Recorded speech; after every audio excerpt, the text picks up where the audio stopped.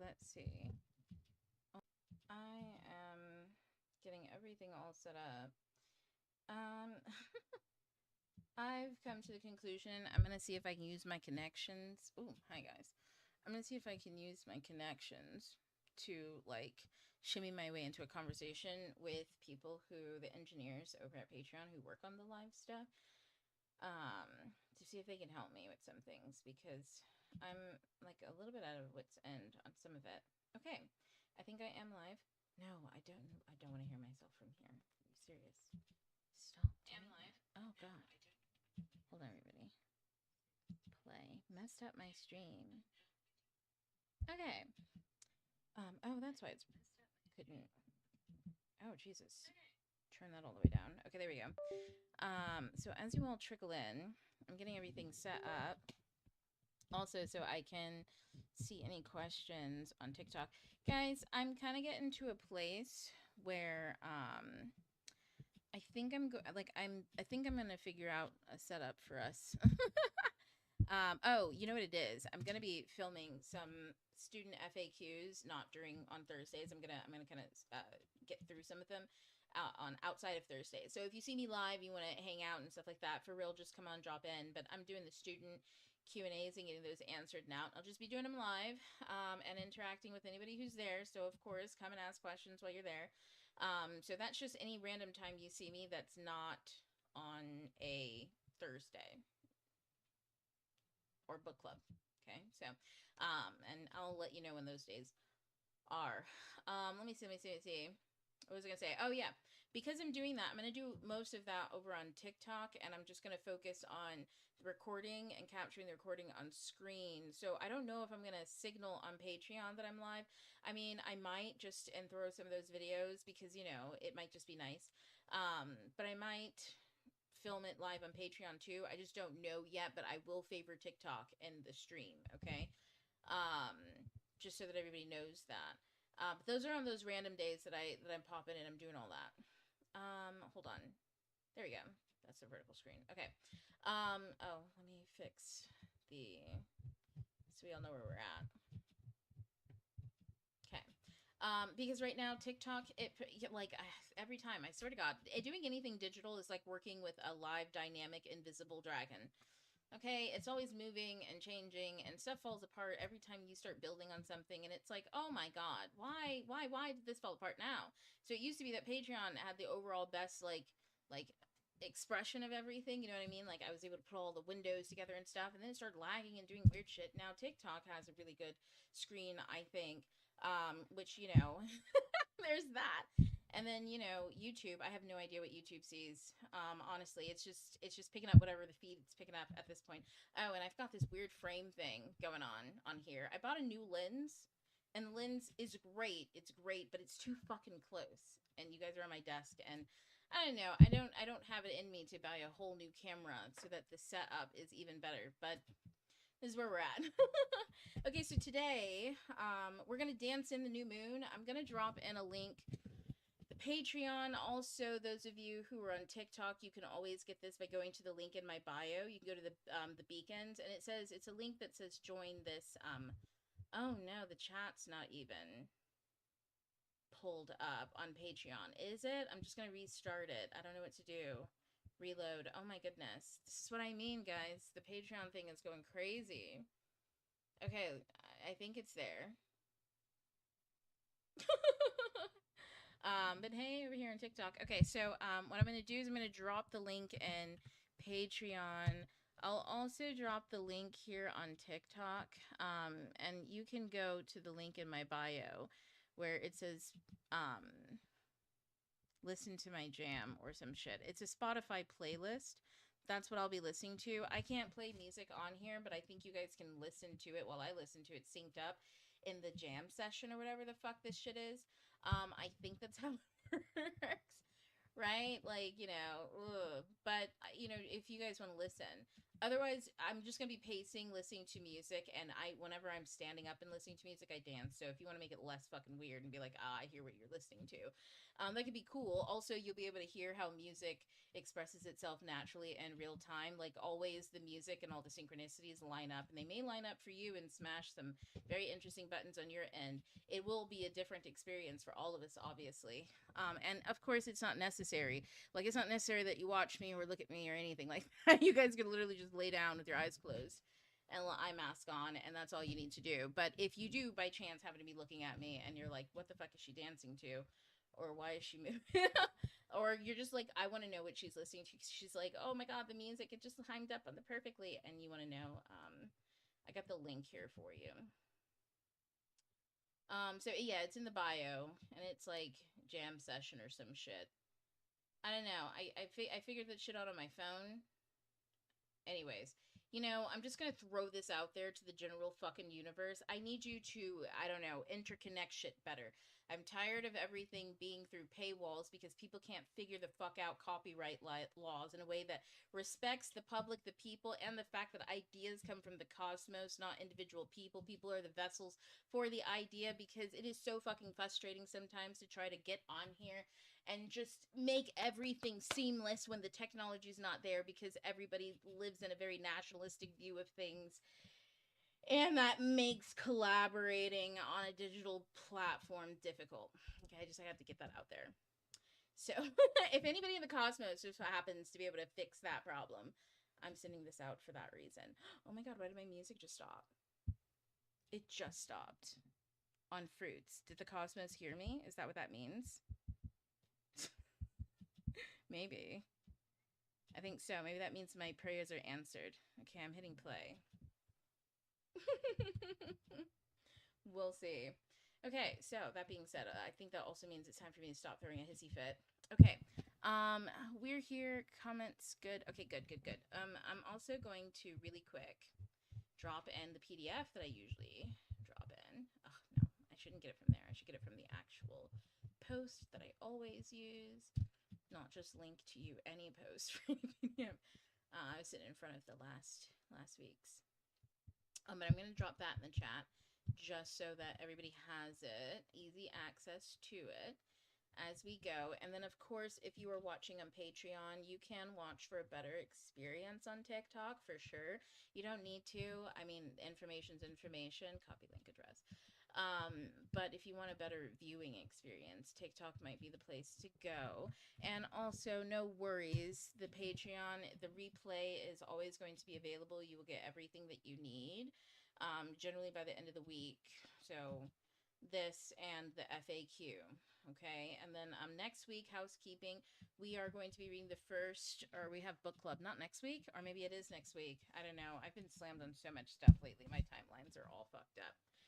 But the first chapter is 1 through 9 of Peter Pan. We're doing that in book club, and we're going to be analyzing it through masculine archetypes, or the lack thereof, right? How are the archetypes expressing themselves? How is boy psychology expressing itself? Where does this come from in history? So we take a look at the book, and also, I'll be introducing you guys if you haven't been before, but also reintroducing history, what's going on in England in 1911, what's going on in America in 1911, in the Northeast, the South. We'll kind of get like a worldview of what's happening in the world, and then drop in where James Barrie is in London around 1900, and see what kind of world are we dropped into, because that changes everything about how we read this, right? And yeah, so all that'll be fun. I don't want to spend too much time talking about it, because I will go on a very long discussion. Oh, funny. So serializing. Oh man, I don't think I got the chapter up yet. This week has been crazy. Everybody in my house, we are going super slow, super slow, because one person got sick, another person got sick, and I refuse to be sick. So I'm just letting my body take every little inch of rest that it needs to not be sick. Was that confirmation? I heard a door close, and then I pulled in and this fresh air came through. Yes, spirit daddy. Yes, confirmation. I refuse to be sick, so I've been taking a lot of rest because I have so many other things going on, and that's a thing. What else was I doing? Oh, I got to finish up that mic issue. Okay. And so, what was I going on about? Oh my God. What was I going on about? I'm so upset with myself right now. Okay, it's fine. Anyways, I have been taking it slow because look, I'm stretched thin when it comes energy wise. That's right. So I didn't get the chapter up of Metal and Magic, but Metal and Magic, I'm finishing up that series. We're at part 2. Pivotal moments and things are coming into play and things will be interesting. Then I'll be serializing a book I wrote way back in 2022 called Willow, Blackheart, and the Lost Boys. And it's a Peter Pan, Pinocchio, and Wizard of Oz retelling. Those energies are very heavily there. And it only just hit me recently that I've been Willow as Tiger Lily. You know, I never read the book. I always write the story because I write with the ghost around me. This is how I like to describe retellings because oh my goodness, this is the juicy part of a retelling. It's when the ghost something just touched me full on. Oh my goodness. I mean, everything came together and I felt like the cat was on me. That's why I looked down like, what's going on there? But it's when the ghost of the story is in the room. This is how I wrote Smash It. I wrote it before I read Othello all the way through. Well, I had read Othello a really long time ago, and in high school. It was in English. Well, he taught it like, anyways, I'm not going to get into it. But the point I had been so long ago that all I remembered was I thought that Iago was the most twisted and brilliant villain I'd ever seen, like his twistedness, that the capturing of that was so immaculate. It scared people in my class, I think, because they were like, oh my God, why are you describing a villain like this? And why are you laughing like that? And I was like, the glory in the architecture. Anyways, needless to say, I am bewitched by the craft of writing, right? So, I went on in life to do Othello, but Othello was like a ghost in the room. I only wanted to be aware of the general act themes, okay, what was going on in the themes. And as I wrote Smash It, I could feel Othello come through in certain scenes. I'd see Desdemona run through, and oh no, she gets it. And then I'm like, no, because I figured out who Desdemona is. And who does that make Othello? And then who is Cassius? Who is Iago? Is it me? You know, like I got to experience the unfolding of what is the ghost. It's like I'm writing a mystery when I do it. So writing Willow and Blackheart and the Lost Boys was like me writing a mystery, and now as I go back over it, I am uncovering things I didn't know that I knew. Oh my God, when I tell you, like the stuff that I wrote back then, I'm looking at it now and I'm like, did I know about the Epstein files all along? Because how is it that I mapped out all of how everything happened and I've already lived it? If I were crazy, I would have thought that I wrote it into existence. But I'm not that crazy. No, it's all unconscious symbology and how you pick up on it. And, I just so happen to have so much mastery in a particular field that the symbology, when it comes to me, comes very clearly. So when I write it and stuff like that, I write it intuitively, not because I'm trying to write it. I'm just expressing what need be expressed. It's like embracing a genius instead of interrogating it to find out if it's right for you. You know what I mean? It's smooth dating in the spiritual world, if you may.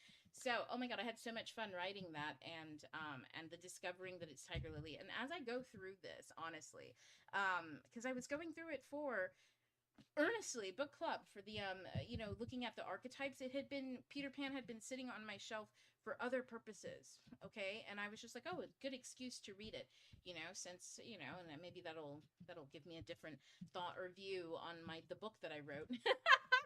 Boy, did it. But anyways, we're doing all that over the Midnight Solar Society. It's gonna be a hoot. It's gonna be fun, and you'll get to see mine if you want to read it. You can. It's I honestly Willow, and it's much shorter and much faster than Metal and Magic. Metal and Magic is probably one of the longest, most arduous of my writing, simply because there's so much going on and so much vantage point, and there's a lot left. Anyways, it's an epic fantasy, so it's long, but Smash It's probably the fastest, but Willow's interesting because it's both long and short. It really did come together in the way that fairy tales do as an illusion. Everything is a paradox, nothing is quite here or there. And oh man, I'm in love. So, anyways, all of that is the update. Now I'm probably just going to get into some current events. I don't know what to talk about though. Oh, let me first try to fix this audio issue because I have a jack mic here. Okay, but it's not picking up the sound. Why? Why? Why, Jack Mike? Why? Because I'd like to be able to move and not carry this around like I'm performing. But maybe, whatever. But I'd like to pace. And who paces like this? You know what I mean? I always use, when I use a mic, I always use my lapel. Which is hanging on by a thread, nonetheless. Oh, here you guys are. It's hanging on. Oh, you can't see the threads. Maybe you can. Hold on. Come on, come on, come on. Focus. Focus. Come into view. Come into view. Okay, anyways. Oh my goodness. You can see that it's hanging on by a thread. But it still works. I did order new ones. But that one still works, but I can't get it to come through for TikTok. I'm pretty sure you guys won't be able to hear me. Can you hear me on TikTok? Oh my god, I never asked. Oh yeah, you can, because you're using the same mic that everybody else is using. Never mind. Let me not go crazy there. No, I just got off my own live. Let me go back so I can see the comments. Okay. Let me see. Yeah, I don't know what to do there. I'm just gonna have to carry around this heavy ass thing and until next week or until tomorrow. That's when the other thing comes. Okay, let me open up the chat so I can really see what you guys got going on. And then let me figure out what it is. No, Audible. Audible has a desktop app and it's shit. You know what I mean? Like, oh, Jesus Christ. I don't even know why I try. Okay. I should just uninstall it, but Jesus Christ. It's taking my life energy to get rid of it. Let that be a lesson, people. If it drains you, get rid of it. Don't be like, it takes my life energy to get rid of it, so I'm just going to let it slowly drain me to death. That's a message for me and everybody else. I should probably get rid of that. At least untask it for my, now I just will forget about it because I took it off my taskbar. Maybe that's what I need to do. Okay, anyways. I think everything is good. Let me get some of my electrolyte.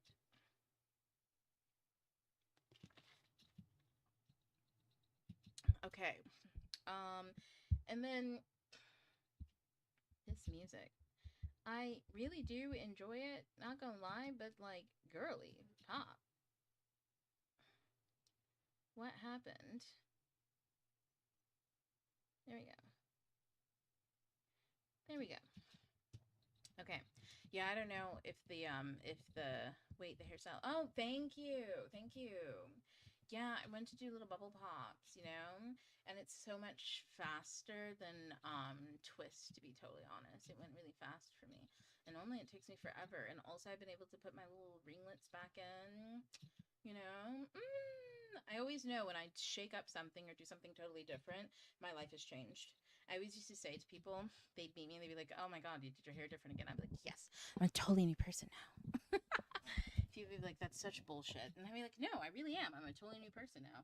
Not like, I'm no longer who I was. I'm just different. Like, I'm having a different life. Yeah, haters hated, but the truth is in the pudding, you know what I mean? Like, what can I say? Oh my goodness. Okay. Oh, if I stand up. Yeah, so what I was going to say earlier today is that, and I think I put that in the thingy, is that we are dancing. We're dancing in the new moon. Okay? It's not the new moon. Yes, it is. Is it new? Yes, it is. The new moon in Aries. There we go. Should be today. Okay, here we go. I don't want to like untangle. There we go. There we go. Okay, so the new moon in Aries should be today. And the thing is you want to move a lot with Aries energy, but in a way that is self-directed. So that's why I like to listen to music and stuff like that. Or like today, normally when I teach and when I would like teach kids and stuff like that, I'm always standing. So I'm always moving. And even when I teach my own kids at home, like 9 times out of 10, I'm standing up while I do it. And so moving while you do things, one, is healthy and great. But what a great time to show you. And that's on the Aries new moon. So What should we talk about though? I don't remember. Whatever else is happening today. Oh, current events. Jesus fucking Christ, current events. Uh, dropped a new diss track, and that was really good. I did twerk to it, I will admit.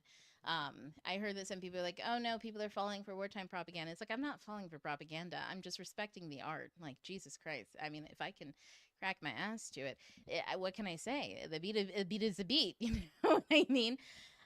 So that's happening. This is how we, I guess, cope with wartime is taking the bright side of things and being grateful that art and AI have come together in a way that is healthy. Oh, AI, let's talk about that a little bit because so much is happening there. Jesus Christ. One, and we're going to start out this conversation.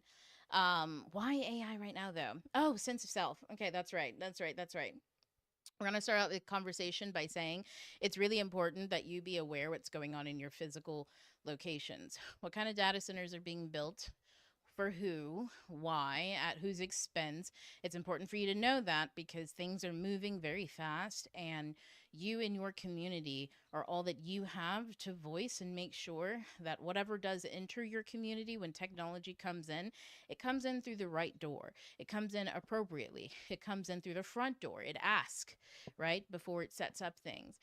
Backdoor deals and stuff like that happen, especially in red states, when you have politicians who are fairly illiterate and a constituency that is fairly illiterate because they are always kept in like these company town like systematic setups where the people who work are categorized in pipeline to work and conditioned to only do such a thing so that they may never seek greater opportunities and leave the vision of the company town.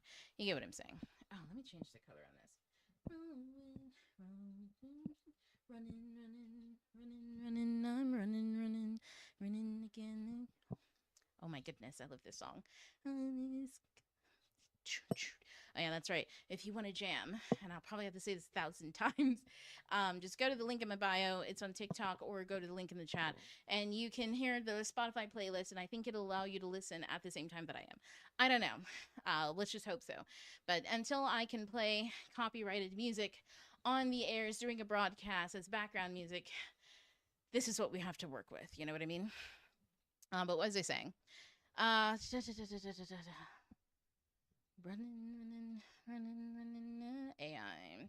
Oh, yeah, that's really important. I think that's enough said on that, though. I talk about that all the time. If you have questions, please leave them down below.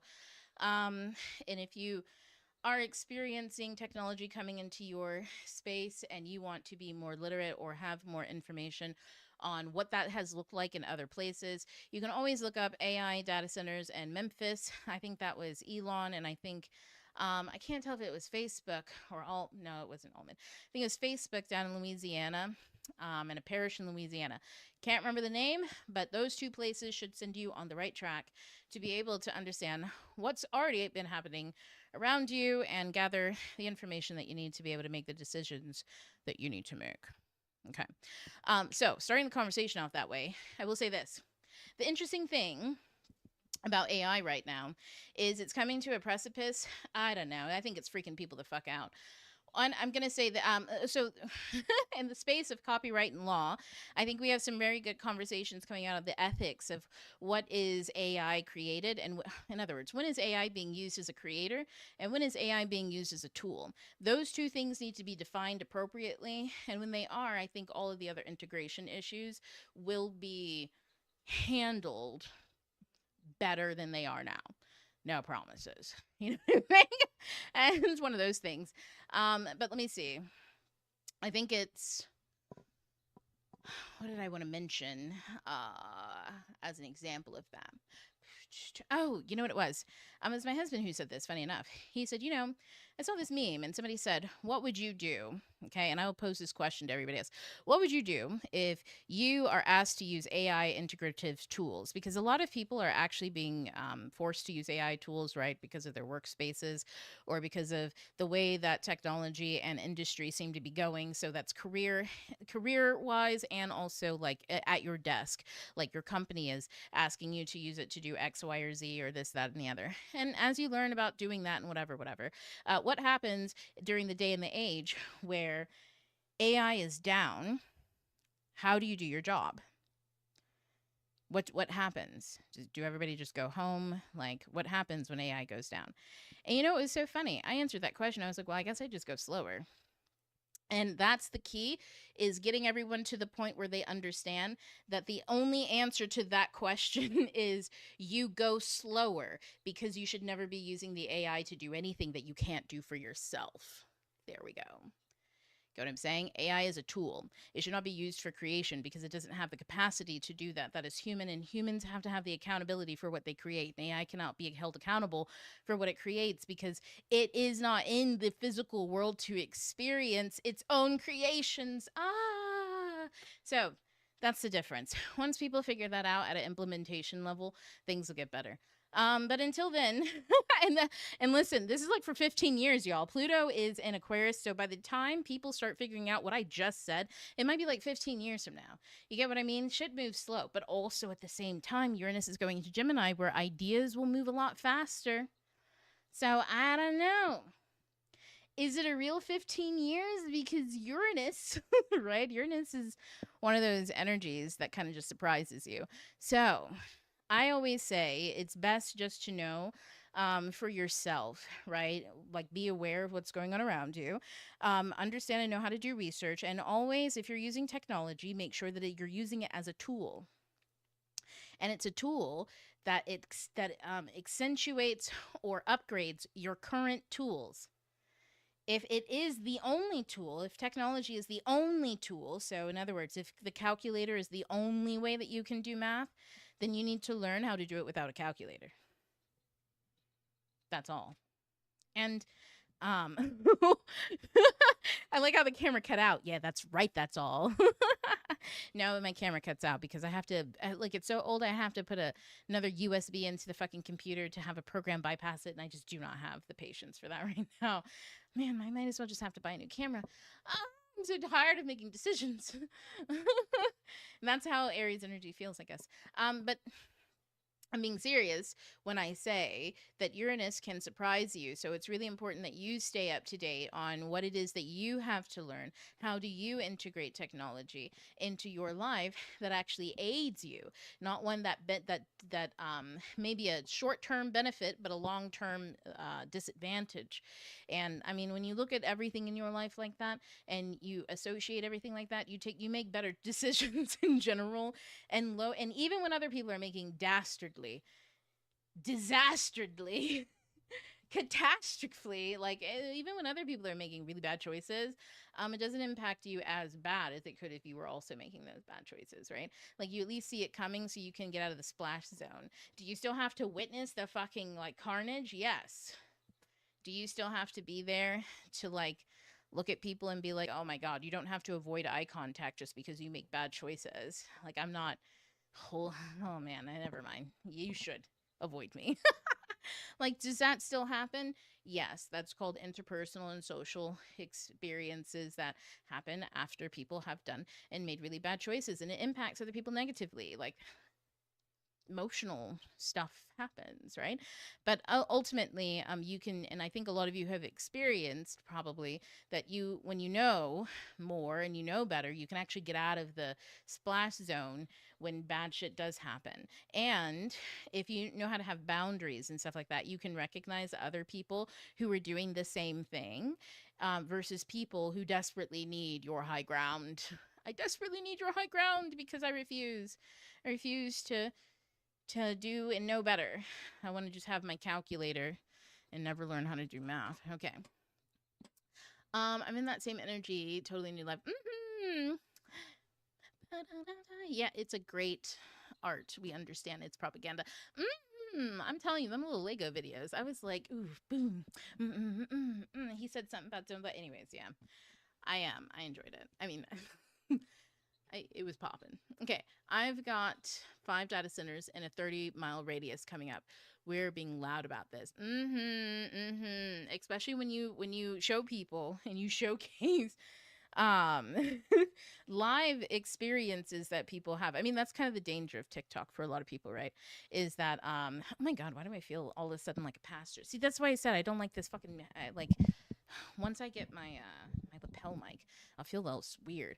Is what was I saying now? Once you, I don't know what kind of pastor was that.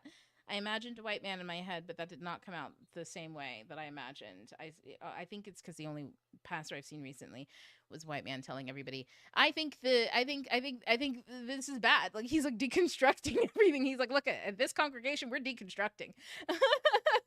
Anyways, what was I saying? Dun, dun, dun, dun. What was he saying? Oh, yeah, about the data centers. Yeah. When you actually can show live evidence, I mean, like, shit's happening fast. You can feasibly look online, see who it happened to. You can go online, get video evidence, collect people talking about it.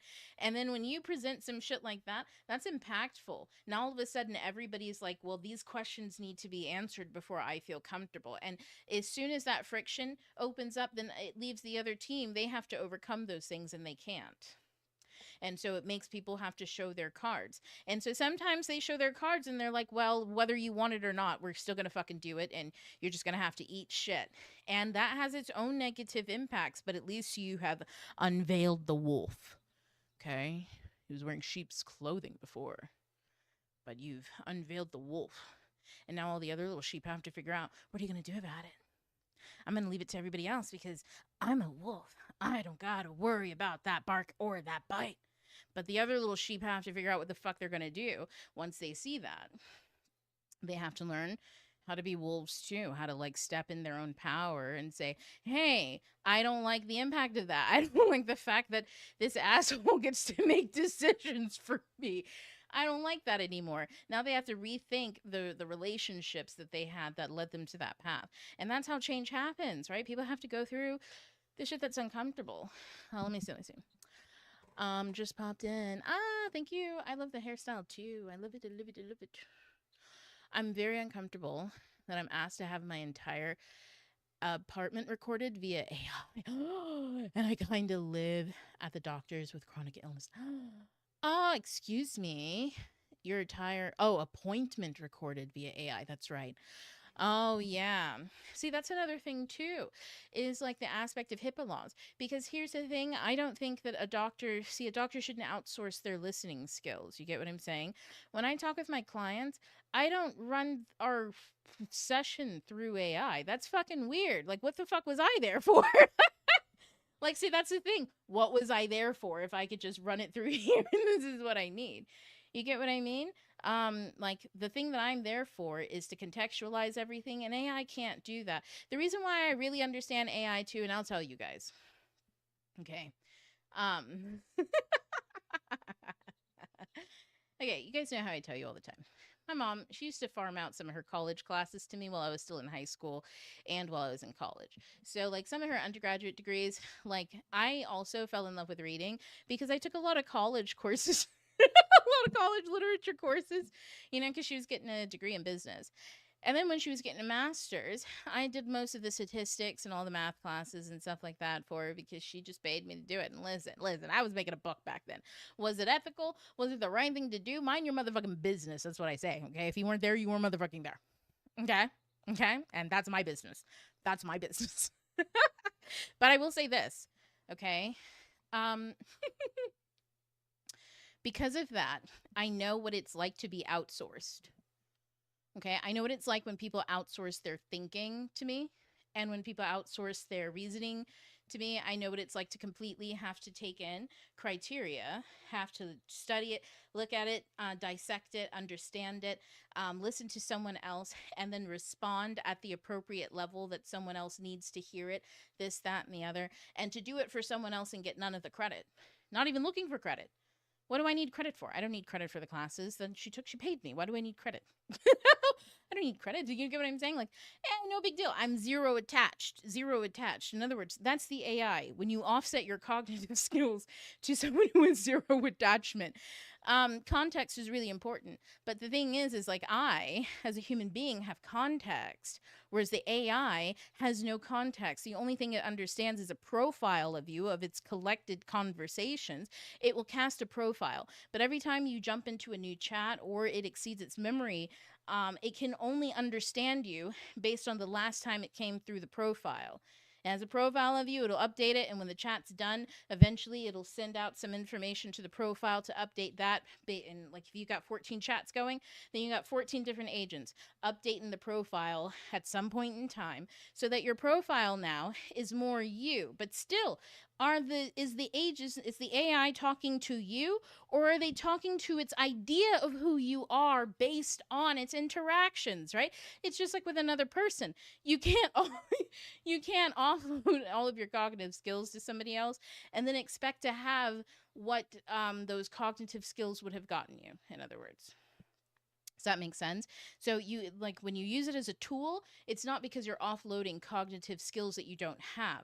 You are using it to do what you already know how to do faster.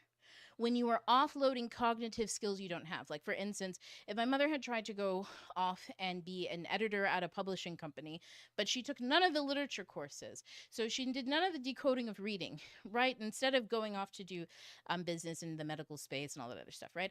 If she had, and not even for that, she was in education, all the other spots and spaces, right? So if she had decided instead, I'm going to be an author, then she would have come up short of some of the real cognitive skills that were presented to her on her own timeline, right? That were presented to her. Do you want to take these literature courses?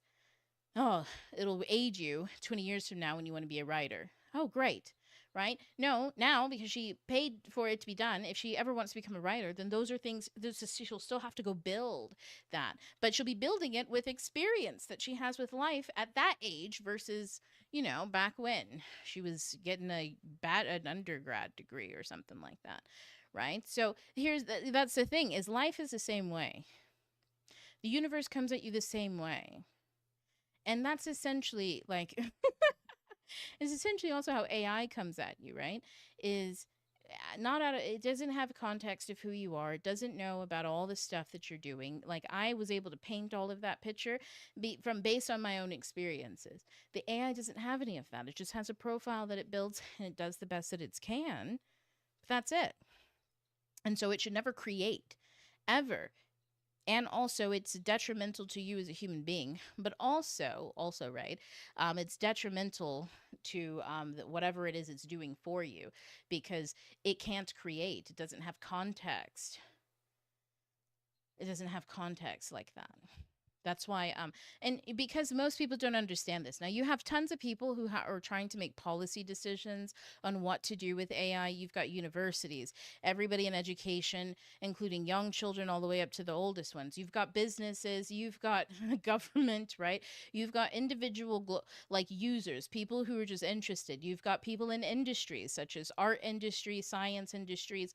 All of these people are now having to integrate this technology, and none of them know what it is actually. And I can tell that they don't know what it is because whenever people come up with somebody who does what I do, which is essentially what an AI does, I just make things happen faster for people because I condense everything into relational thinking. It's just the way that I think. It's all relational. Okay. And that's why the AI works that way, but that's how the brain works in general. That's metacognition in general. And it's like, sometimes I feel like, open your eyes, people. Don't you understand? When I'm in a room full of data scientists, I'm like, don't you understand? Don't you get what it is? Don't you get what that means? And they're like, kind of, because they understand pedagogy from a theory standpoint, but not from an applied application. When you're standing next to kids, right, and you got to teach them how to read and shit like that, you learn real quick what metacognition is, all of the difficulties in real time, because you are working with an agent that is repelled by doing anything out of its own alignment. And if you force things out of its own alignment, it breaks down. And when you go in its alignment, then it learns best. And so learning how that works with children and stuff like that is trial and error, and you have to actually work in a live field doing that. But when you only learn from pedagogy the things that you're supposed to do, you don't understand why. So anyways, being in a room full of people who are even working on the thing, who don't quite understand the thing, can, it makes my mind itch. Makes me rant, to be totally honest. What's Clocks is playing now? Am I the cause or am I the disease? Is that what it is? Oh, by the way, everybody on TikTok, if you want, link in the bio to the jam session. You can hear the music that I'm listening to. Okay, you don't have to, but it does add to the experience. Okay, so anyways, so that's why I wanted to say that about AI. Oh, I love this one. It's a Clocks remix, but I can't tell you who, and I don't feel like going over there. It's like, oh, it feels good in the body and in the joints. Okay, anyways, but that's my spiel, I think, on AI, is just know, are you using it as a tool or are you using it to create for you? Because if you're using it to create for you, if somebody asked you that question, or if AI went down, then yes, you'd be fucked. You'd have no cognitive skills on your own to be able to do anything. However, sometimes it can be used in a way that's not destructive to human nature, and that's when you use it as a tool, and a tool that enhances a tool that you already have, okay? And when you have that tool or an understanding, then you can use it to make things go faster for you. Now, that being said, the conversations about water usage and all of that, and the impacts of it sociologically, these are more questions that need to be had with the individuals who go about building. You get what I'm saying? Not using, because the users aren't the issue. It's the science that's being used in order to build. And that is oftentimes based on global economics and price fixing and all sorts of shit that people aren't supposed to do when they're essentially building public infrastructure. You know, it's not supposed to make you profit. It's supposed to run things. If you got the privilege and the means to build infrastructure, then you work for the people. I'm sorry, your ancestors sold you into servitude at the highest level. But if you act like a king or you act like a gent, then you gotta pay to be on that level. Get what I mean? They used to steward towns and build shit.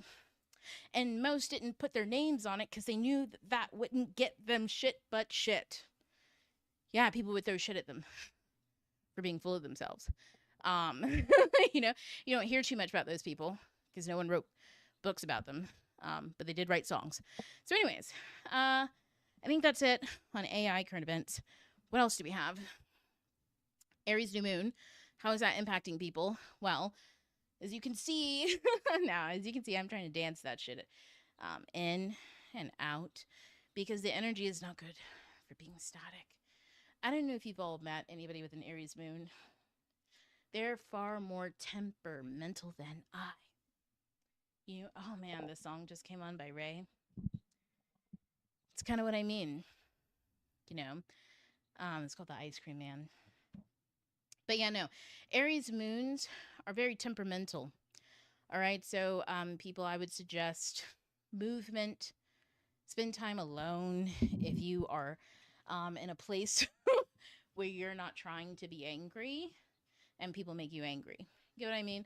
Like, that's just like a wise advice in Aries energy in general.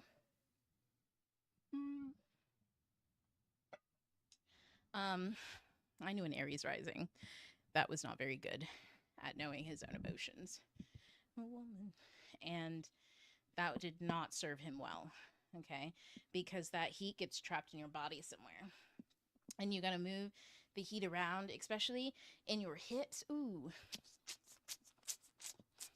And not enough people actually dance. And here's the thing, people, when it comes to dancing, something that I learned because I love like contemporary dance. I love improv, okay?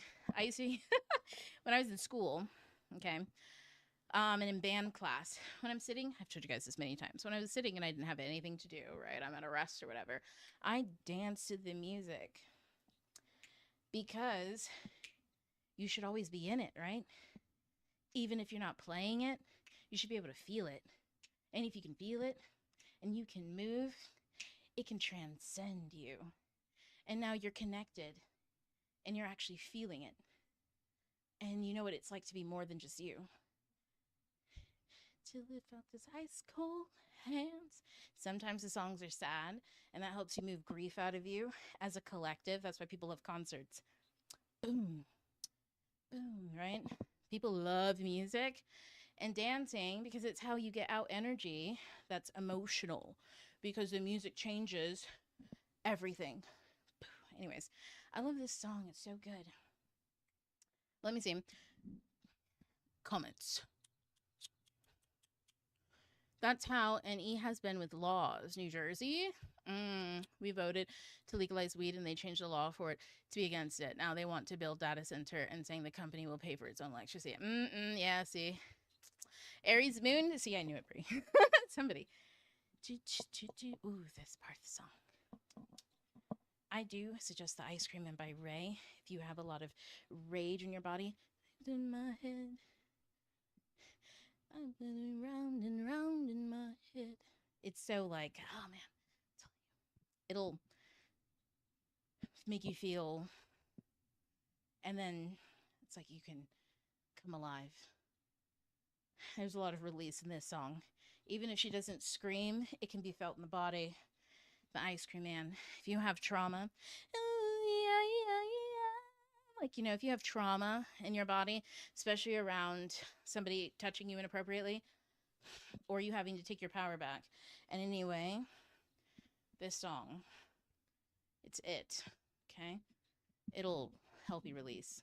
Anyways, I felt the need to say that because, oh my goodness, it's so good. Not gonna lie. Oh yeah, so the data centers, and yeah, the company will pay for its own electricity. I think that that's some of the stuff that was said to constituents in like Louisiana and stuff. It's all the same grift. You know what I mean? So yeah, stay on their asses about that. Subtly crackling at nobody wrote books about them, but they did write songs. I know. It was shade. It was good shade, wasn't it? It's kind of hard for me to decipher when to use AI as a tool versus outsourcing it to do busy work, especially still being young and learning stuff. Oh, here's the thing. Busy work is work that's meant to keep you busy, not meaningful work. So busy work, in other words, if somebody's like, before I can tell you yes, you have to send an email to this person and tell them that I told you yes. What? You have to send an email to this person and told them I said yes before I can say yes. That doesn't even make sense. It's busy work, bitch. It just means that you got to acknowledge to that person something so they can feel like they're included. You want me to do all that just so someone can feel included in something they're not included on? Yeah. Arbitrary. Okay? When something's arbitrary, outsource it. Whatever. That's, I'm sorry. I cut you. Yeah, I'm like, no. Stuff like that makes me angry. You know what I mean? I get so fucking annoyed. I also hate it when people put up false pretense and they just don't say what they are and say what they have because it's like, I'm going to figure out anyways. So why wouldn't you just tell me to begin with instead of wasting my motherfucking time? I'm still like that. And I outsource busy work all the time. Yeah. Whenever I feel like my time's being wasted, I don't. I don't at all. Now, if you're like busy work is the stuff that you have to practice in order to do something, that's not busy work, right? Because are you practicing a skill or are you learning a tool when you do it? Sending an email to someone so that they can feel included is you practicing false like politics, you know, like people pleasing. And that's a tool too, but I refuse to practice people pleasing. You get what I mean? So I'm not going to do it. I see that that's not healthy in general.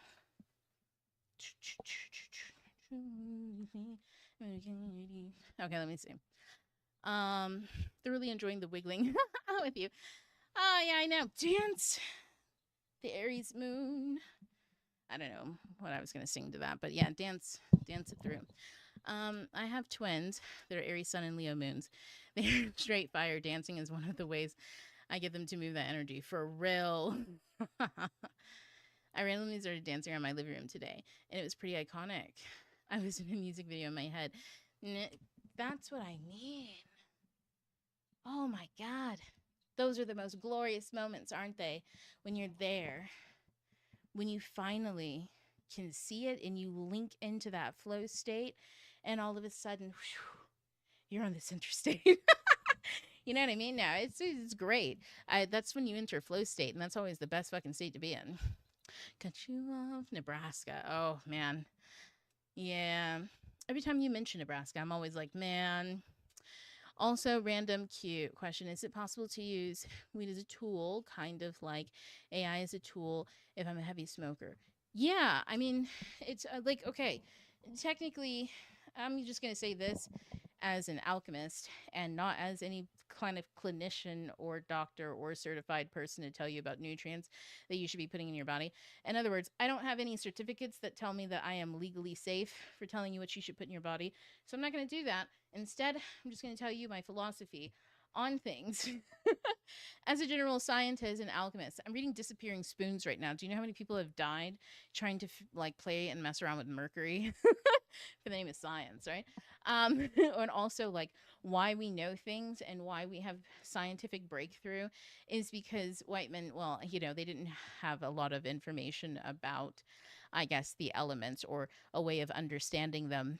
Um, Without just doing those thorough tests. I don't know. I just want to be like, maybe that's what happens when you burn libraries. But, anyways, they used to do all this tests and shit on themselves. And then people would go, oh my God, nobody should do that. But also, let's benefit from it. So, because that's historically the practice in the West, I like to say this: everything is a tool. You are a human being. You're on this earth, and this earth has material. Material consumed at any rate can variably kill you at any rate. If you know the rate at which a thing can kill you, then you can also understand the rate at which it will not. And if you have substantial enough evidence of such a thing, anything can be used as a tool. For instance, an axe. The rate that it could kill you is almost instantly, but it depends on who's holding it and the intent of the wielder. That being said, it can also be 0%. It has, wait, what did I say? Zero? As in, I meant 100, like it's really high rate. Or it could be 0%, a rate in which it would not kill you because you are using it to chop down a tree or wood, and you are wearing the proper gear and mechanisms that even if you dropped it or swayed it in any way, the worst that may come to you is that you trip, fall, and hurt your arm on the wood that you're trying to chop. Okay? So, everything is a tool, and some tools can be used against you. But the question is, who is wielding it and what is the intent? And that's all I can say. Oh, wake, bake, and meditate kind of structured things for me. I hear that oftentimes for a lot of people. I've heard microdosing from people. I know that there's a girl who's microdosing to see if she can get. She was doing it with, I think, certain types of mushrooms, and she was starting to get sensation back in her legs. Well, I don't know if she could feel it, but her legs were moving. In other words, the neurons were firing off, and she was going to document her journey on that. I haven't seen the updates come by naturally. But stuff like that takes time.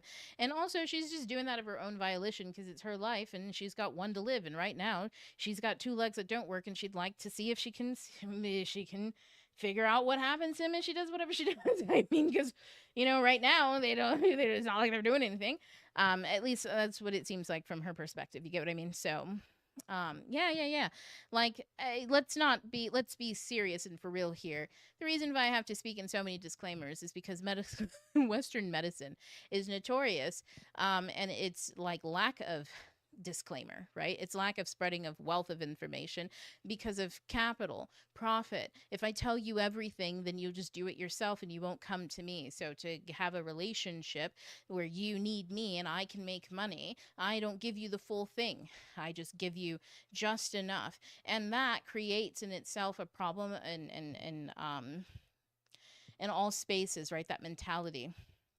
You end up in a place where medicine shouldn't work like that, right? We shouldn't be hiding things or X, Y, and Z. People should be able to help themselves medically. They should have that kind of basic level of intelligence because they're walking around in that body 100% of the time. Shouldn't it be informed on how it works so that it can do the care necessary? But it's the need to take agency from a person by saying, oh, well, somebody else knows better. And it's like, well, for sure, there are field experts everywhere you go. I also can outsource baking, but as in bread. But you know what I'm saying? Like, I can also go to the kitchen and bake bread. Am I going to do it as well as someone who is experienced and seasoned in it? No. Can I learn from an expert and in my own practice become an expert in myself? Yes. Is it better if I get institutional or some type of peer-based backed knowledge rather than just, I don't know, wing it with the public library and pick up anything and see what the fuck happens? Yeah, it's probably better to have some structured education in your life in some way, shape, or form, because if you can buck against a structure and still be strong, right, then you can buck up against whatever the fuck you find in the field and come out of that strong too. But if you're scared of structure, like institutions, like I don't need a degree or I don't need you should be able to be in this space and to like compete against the rigor and all that kind of stuff under normal and healthy circumstances. Now that being said, U.S. universities are a mess. I would always recommend any universities, if you're in America, consider studying abroad, considering going to other places, because academically speaking, when you run your institution like a business and for profit, it suffers intellectually just as I described, right? Because it comes from the mindset of like hiding things, and the only thing you end up hiding is obscuring your own worth and your own value, and therefore not being able to transfer it properly. So, anyways, don't be afraid of structure. When you're learning, don't be afraid of the unknown or the wild. That means your own experiences and your own scientific observations and conclusions. Always seek to use everything that you have as a tool, okay, except for people. And you should be able to give personhood to your tools. You should be able to give personhood to people. You should be able to give personhood at differing degrees, right? If I'm going to personify the hammer, that just means I take care of it as a what? As a hammer, not as a human being. Just like if you personify a cat, you take care of it as what? As a cat, not as a human being, but you personified it, which means it has consciousness to you. But that consciousness doesn't make it human, that makes it a person. That's the miracle, right? That's the miracle. Oh my God, I'm listening to Alan Watts as I say this. Anybody who's able to have it at the same time, oh my God, perfect timing, right? But that is the miracle, right? Is that I can talk to my cat and I can see that my cat is like a furry son to some degree. He's not a human child at all, right? Right? No. But that means that like I have to talk to him in a way that he understands. I got the camera, right? I have to communicate with him energetically in a way, and I have to meet him in his world, and he also has to meet me in my world too. That is the nature, right, of interacting and noticing the consciousness, but also the realities, or I want to say I almost said humanity. In English, we don't have a word. In Annieism, you would just say kin, right? Recognize the kinship that you have with everything that's around you. That's that's a beautiful thing. So being, and you can do that with AI too. That's why people fall in love with it. Because that's what I was going to say too. You'll know that the reflection of how you use AI, because it is a tool, is a reflection of also how you use people. I use people as tools to go faster. So, in other words, if somebody knows something, then I will ask them a question. So, I ask experts questions to help me navigate or to learn something, or where I can go to learn something, right? So, if somebody's really good, let's say somebody's really good at art, I'm not just going to be like, can you teach me what you do? Because they can't teach me what they do. They're not a teacher. I'm going to ask them, what inspired you? And then they're going to lead me to the source, because what inspired them might inspire me too. Or if not, it has given me more awareness of the thing itself so that I can become more inspired. You see what I'm saying? So that is how I use people as inspiration. Tools of inspiration, because that's what we are. We are fires within. So I talk soul to soul. That's why my interactions are always the way that they are, and why I know, and why I have a lot of like resoundness and I resonate. It's because I only connect soul to soul. I refuse to do it any other way. I literally refuse to do it any other way. Yeah. Like, even when people, like, sometimes people think I code switch because my level of intimacy drops or increases, right? So, like, I've had it where, it was like this. I had, an in-law, right? And she always thought, like, when I'd talk to people in stores and stuff like that, because my level of intimacy drops, meaning I don't have intimacy, I'm not going to talk about intimate topics in front of people that we don't know, or people that you don't know, right? Or I'm not going to talk about something intimate that happened to somebody else in front of you if they haven't shared that with you themselves. So she would think that that was like code switching, and it's like, no, that's called etiquette. It's etiquette. It's your ability to know what to share and when and with who and stuff like that. And so that sometimes can be mistaken. People can mistake etiquette for a lack of self, right? And that's not the case. I find that a lot of empaths tend to not understand themselves because they confuse their etiquette with a flaw or something like that. Like they think that they're being fake. No, fakeness is when you lie on purpose. Etiquette is when you using context to reveal and or to be kept hidden. And that has purpose to it, right? Like I'm not going to, if you're telling me something personal and then somebody else walks up and we start having a conversation or go to dinner as a group, and then I go, hey, do you want to so you want to keep telling me about that thing that happened to you that was really fucked up, that had you all crying and stuff earlier with this other person that you haven't told at all? That's absolutely fucking horrid, right? Oh, don't worry, they're cool, they don't care. No, no, no, no, no, no, no, no, no, no. I don't decide that for other people. Somebody has to decide that for themselves, right? That's etiquette. Um, so when we don't do things like that, sometimes people will peg you as being false because you show a certain, like if your personality isn't as warm to others as it is to them or something like that. That's all socializing and etiquette and stuff like that. Why did I mention that? Oh yeah. When it comes to wait. I saw something here. No, maybe I didn't. Why did I bring up the etiquette thing? It's important. I could see that, but why?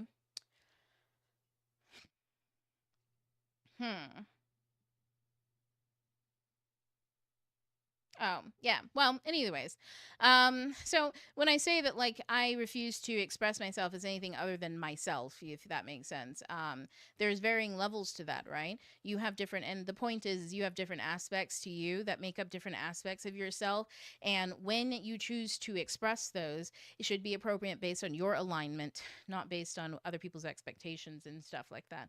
And yeah, when you're in alignment like that and you express that way, I don't know how to explain it to you all, but like life gets great. You know what I mean? Like worries and problems don't disappear or anything like that, but you're able to navigate it like as you without constantly being in your head and ruminating and stuff like that. Oh my god, technically I have 2 swamp waters now. I have this green electrolyte, which I think is better. Hydrates me more. But it's green because it's got cucumber and lime. I don't like it when people put color like that, but whatever.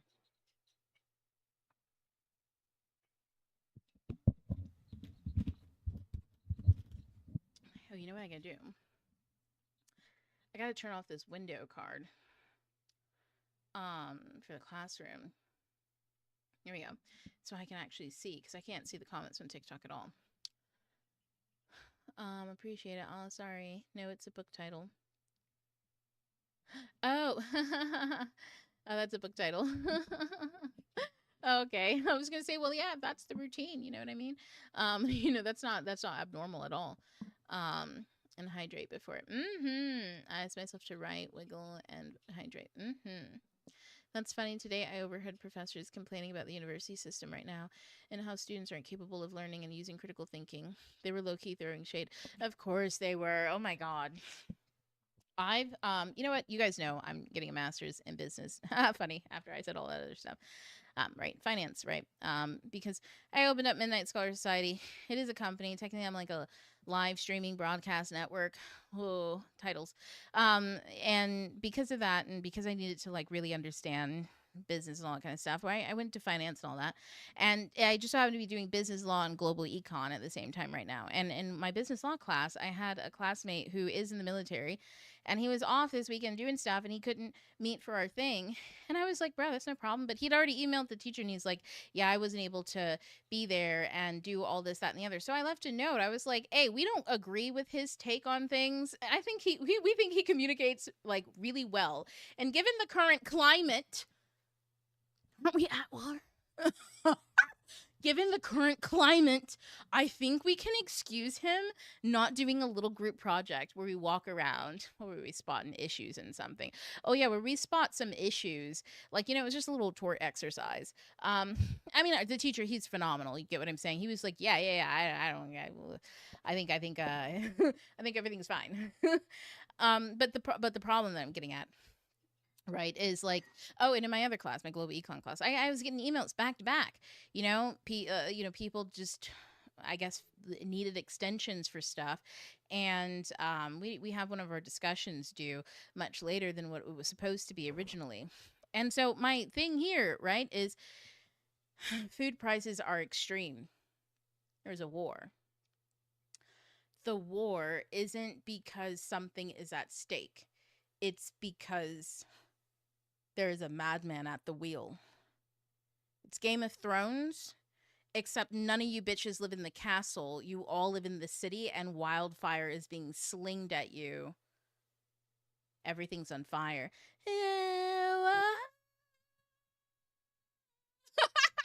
No, but this song is so funny. I don't want to fall in love. I don't want to fall in love while the world's falling apart, right? No, but for real, like, how falling in love? Like, I don't want to love. I don't want to create when the world around me is falling apart. How do I do this? How do I do that?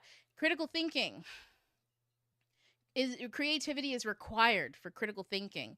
And how are regular, like, I said this, and I might actually make a fucking essay about it at this fucking point, and turn that shit in for an assignment. We're going to talk about nationalism and the pros and cons of it. And I'm like, this is nationalism at play. Do we not see that? Do we not see that the micromanaging of people at such a small level leaves them individually isolated to be picked off one by systematic issues that are beyond their fucking control? And yet here they are, a perfect vessel to go out and do, right, in a world placed in this particular time point and position in time, right, to benefit everyone. You were born and you are where you are right now because it benefits everyone around you. However, if you're stressed the fuck out, if every time you try to do something creative, you have to take hits from all of the forces against your creativity, which are man-made, right? If no one acknowledges that shit, like, we haven't gotten shit from the university that acknowledged the fact that everyone is at war. We've gotten freak COVID part 2 is going about. Not only that, but and I don't mean to scare the shit out of anybody, but do you remember all them lines from the TSA fucking people, like, falling the fuck apart because nobody's paying them? Louisiana, I think Minneapolis, all that shit where they had lines out the fucking door. While we have COVID part 2 going around, nobody knows that because everybody hates fucking wearing masks and hates talking about it and prefers not to think about it because they probably know somebody who died and they're traumatized and don't know how to get over it, because it's not something you get over. Something you go through. But not a lot of people know how to go through that fog. And it's terrifying. And they don't know what's on the other end, so they just keep their head down and they just keep doing the same thing every fucking day. So nobody will acknowledge, right, all of that happening. And then they go, the kids aren't using their critical thinking skills right now. No, bitch. They're listening to the Lego propaganda sent by Iran, who also just so happened to unveil that their leading, the chief in office is cuckoo for fucking Cocoa Puffs. Okay? Also, he's using AI to make himself look like Jesus. That was weird. Also, there's this other woman that's always answering questions, and they talked about these 10 scientists who all died, and they were all working on the same project, and no one's linked that they also happened to be working on the same project and thought that was weird. She was like, oh, I'll think about that.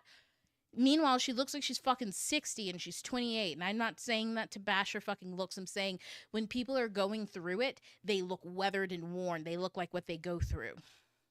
So what the fuck is going on over there? And people are asking, oh my God, why are the kids thinking? Because the adults have lost their minds. The children have been left to wander in the fields.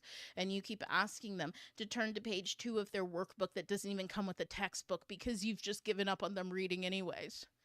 I can't stand it, and I was going to yell. I was going to, like, have a meeting with the director of the program that I'm in and be like, listen, I'm pissed, okay? Like, here's some fucking feedback. Consider me a mystery shopper. You know what? Revamp the program. I know a University of Phoenix fucking ripoff when I see one because I went through the program back in 2000 something when my mom went through it, okay? Like I see a for-profit school, and why is that happening at a government university? Like, unless you guys just don't know what the fuck you're doing. One, you need a text that everybody reads, and the program should be built around it so that they have some real world application to all this fucking information you're throwing at them. But nobody wants that because everybody's there just to get more money from the job that they work, and that's never going to fucking happen or work. And then they don't know that yet because they've never stopped to think, why didn't it work out for everybody else, but it'll work out for you? And it's because we're conditioned not to stop and ask that question, because that sounds like you're shitting on yourself before you even get a leg up. So you do it anyways, and then you get punched down, and you realize the reason why it's not working out for you, but it does everyone else, is because this isn't the divine system. It's a man-made one. The one that works for you isn't quite gathering your attention at the moment, right? Oh yeah, don't get me started on universities. Universities and what they're doing as students these days, or what they're not doing, right? And also because they're made up of individual people, and these individual people, while they can think about these things at a theoretical level, they're ignoring the fact that they are living it. They don't know how it applies to how they live every day. And when they do start to burden on that, it gives them such existential dread, and they don't have spiritual framework to lean on, that they just completely go for fuck it, whatever, and they drown themselves out in whatever their choice of misery is. Okay, I have to interact with these people all the fucking time, and it tires the fuck out of me.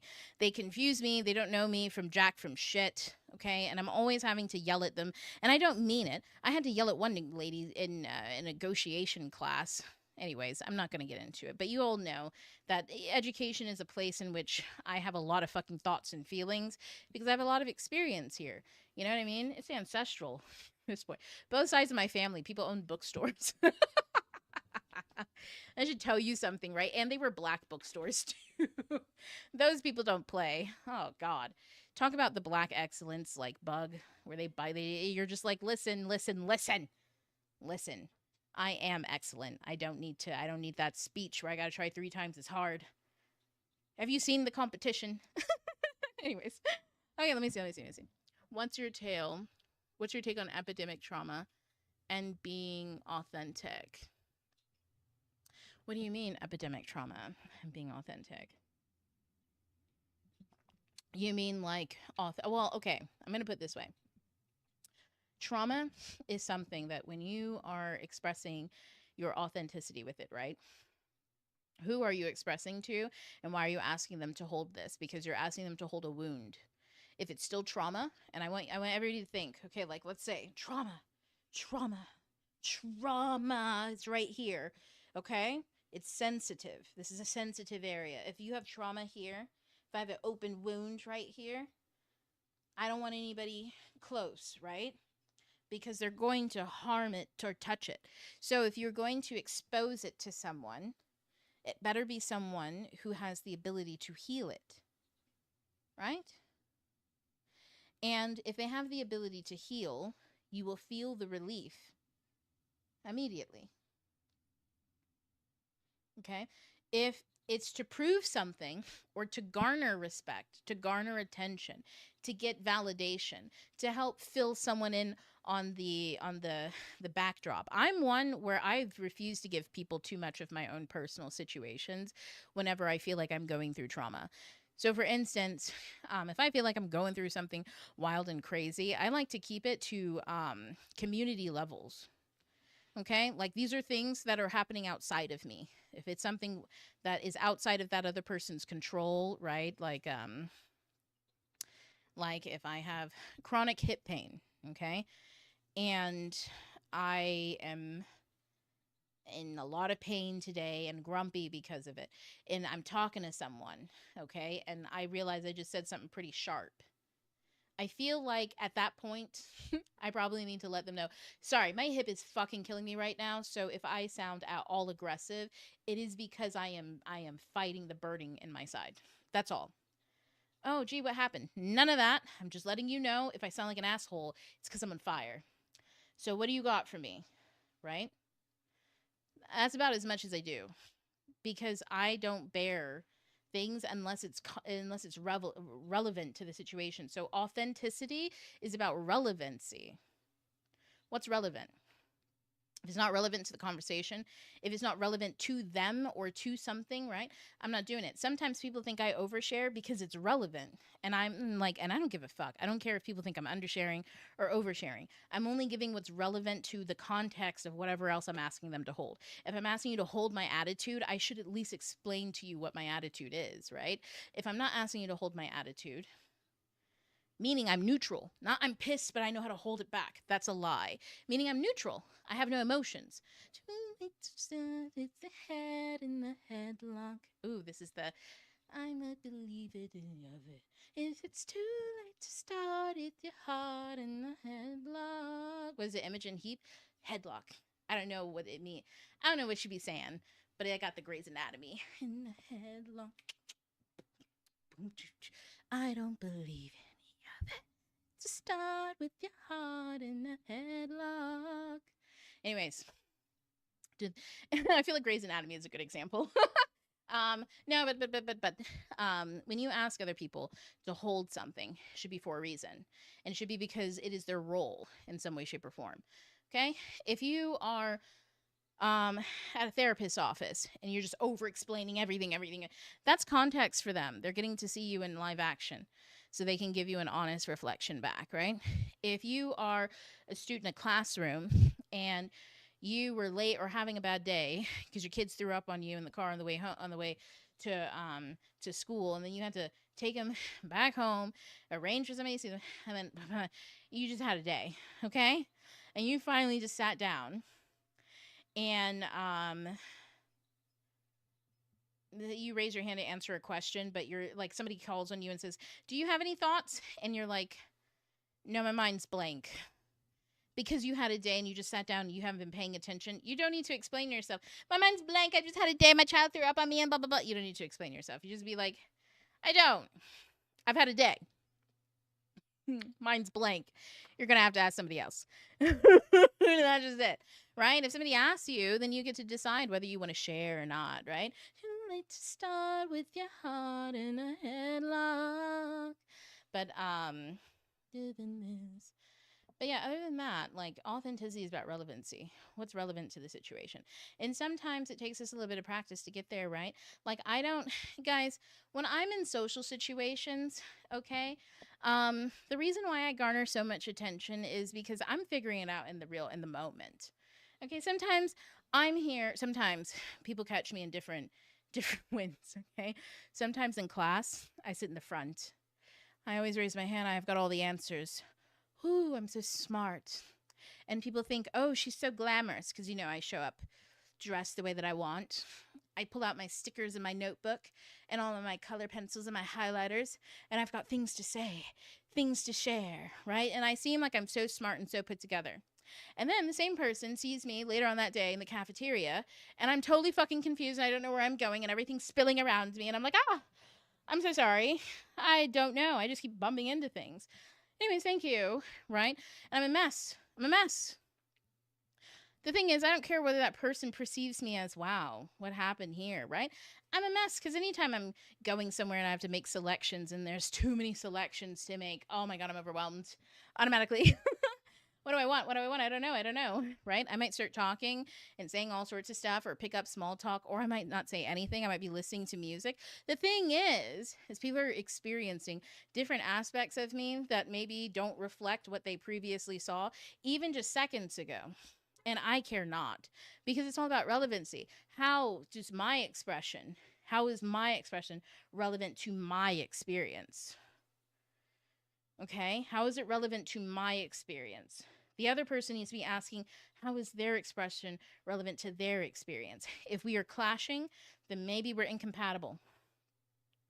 I'm willing to bet that we're incompatible and link up with someone else or wait.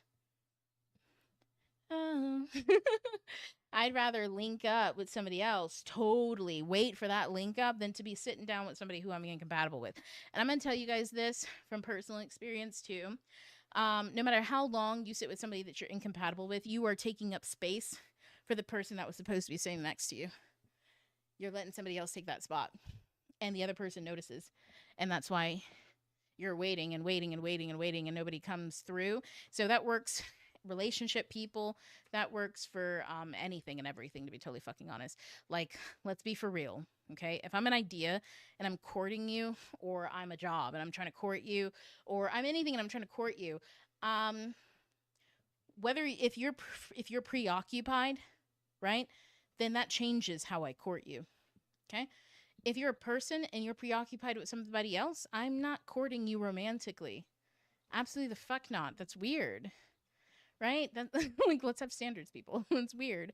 If I'm a job and you're a person, I want to do that job, right?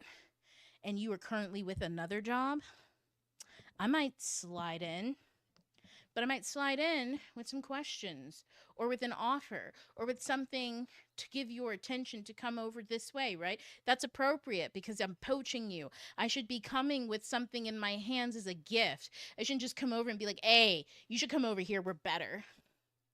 The fuck? No, I should have a little red carpet.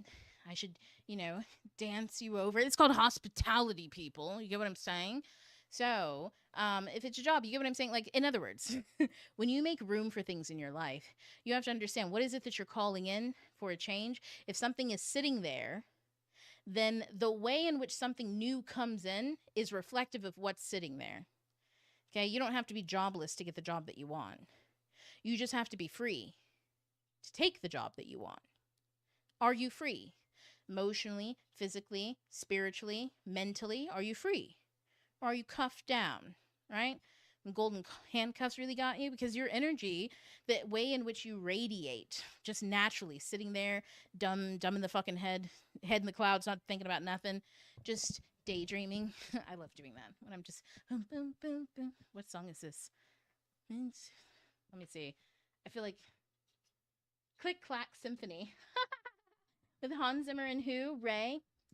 Yes, this song is perfect. Click Clack Symphony. It really is a fairy tale.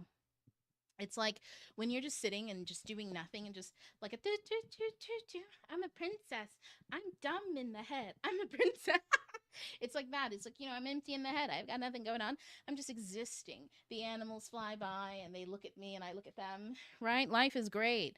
I'm in creative energy, so to speak. That's your energy. How often are you there?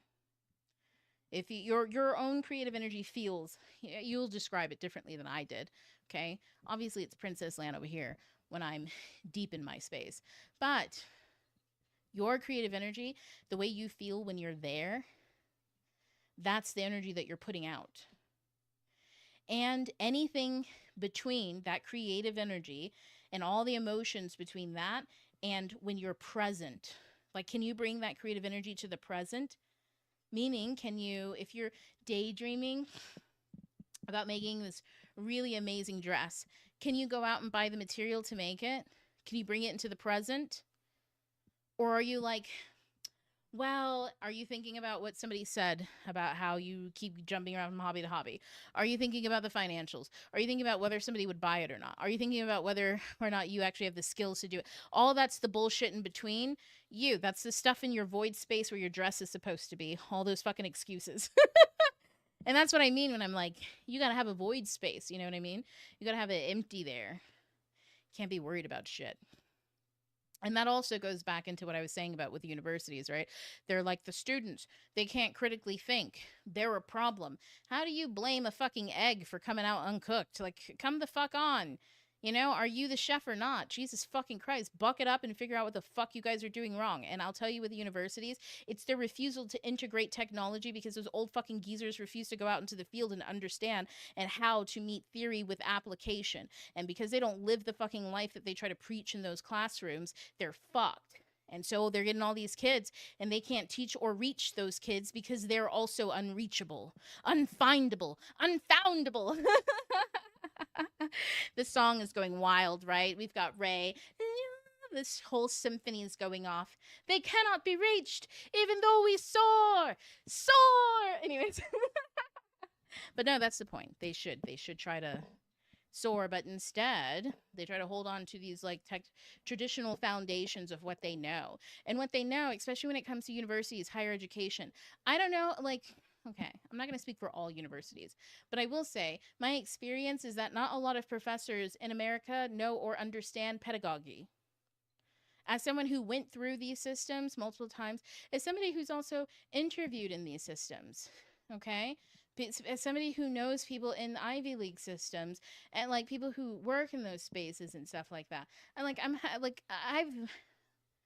I may not have long-term extenuating experience, okay, in each and every single spot I got a foothold in, but I've seen enough to know that a lot of the actual educators, they may know an awful lot about the subject material, but they don't know what it means to teach. And that is not a gift, it's not a talent, it's a fucking skill.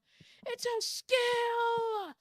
And it also requires you to stay up to date with technology. That's one of the main cruxes and how I can spot a good educator or not is who knows how to stay up to date on technology, because either they're a good learner and they're constantly trying to reach a vision of their own skill, or they're not. That's why y'all, I'm always like, man, I'm trying to figure out how to get this shit live and how to get it all stacked up properly so that all of it comes together, right? Like it's a pain. It's a pain in the fucking ass to do stuff the right way. But when you have a vision, you work at it. And it doesn't matter how many times you try and what fails.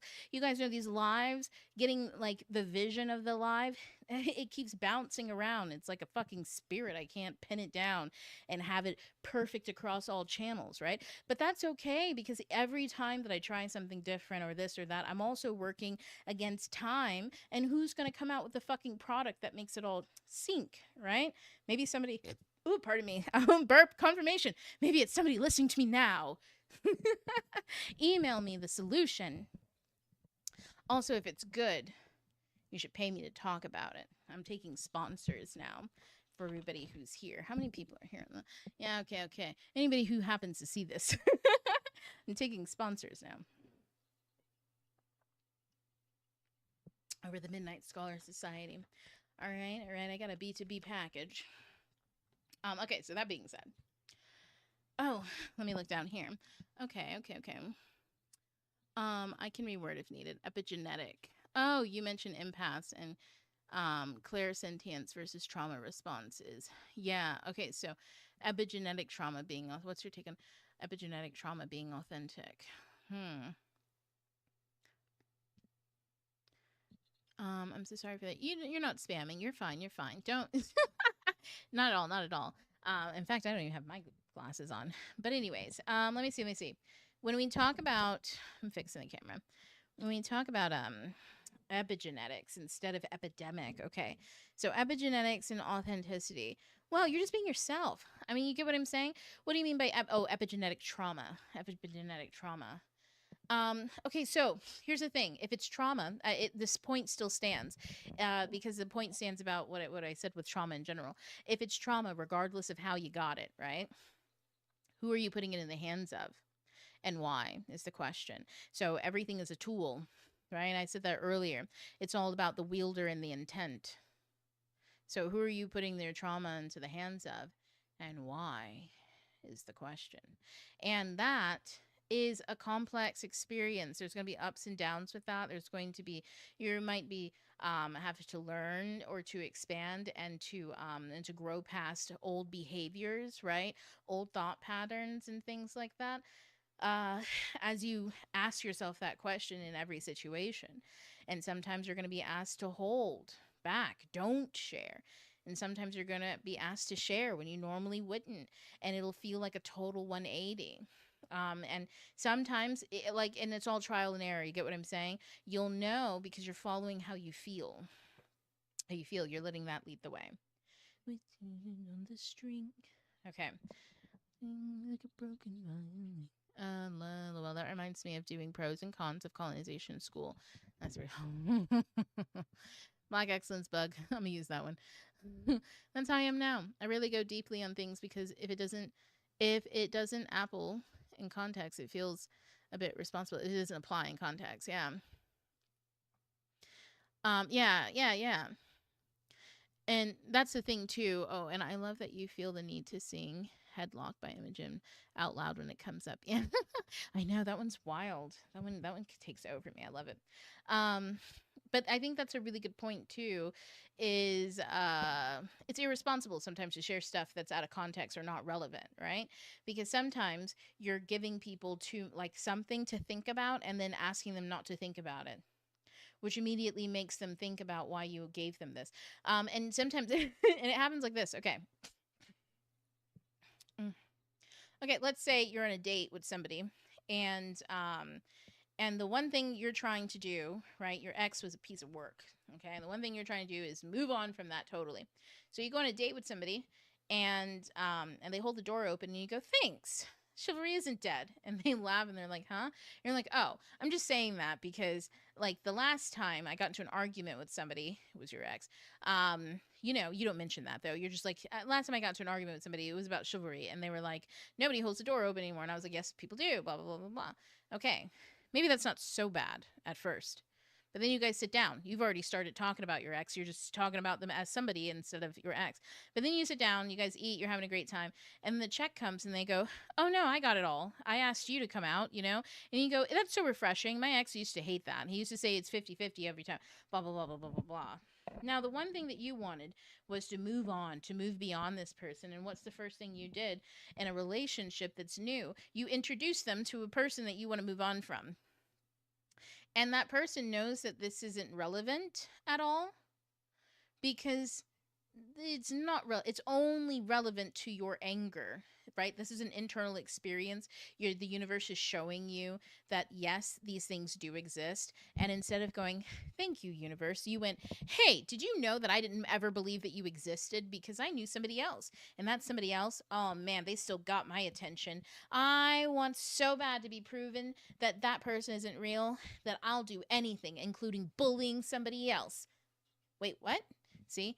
That ends up happening. You end up in a relationship where you're bullying somebody because you're taking out your frustrations about somebody else on them, and they can recognize that. And some people will give you grace for a little while, and then they'll just be like, "You know what? I'm not a fan of being compared to somebody else. I'm not a fan of living in somebody else's shadow." And I've had that happen to me before. I was like, it was weird because it happened to me with a friend. I knew my friend before my friend met this other person. And then this other person fucked them over, and now I'm living in this person's shadow. All of a sudden, we're hanging out now. Man, I couldn't even play a fucking video game without them being like, "You know who played that game?" I'm like, "Who?" "So-and-so." "Oh, Jesus fucking Christ. My guy, can you get over it?" Like, I don't mean to be an asshole, but Jesus fucking Christ. Why is this person constantly like, we didn't even know this person 3 years ago, bro. We didn't even know this person a year ago, let alone. And now all of a sudden this person's hanging out with us, and like, why and since when? And why are we comparing? If anything, it made my friend look suspicious because why are you dating someone that sounds an awful lot like me? Anyways, but that happens, right? That's a thing.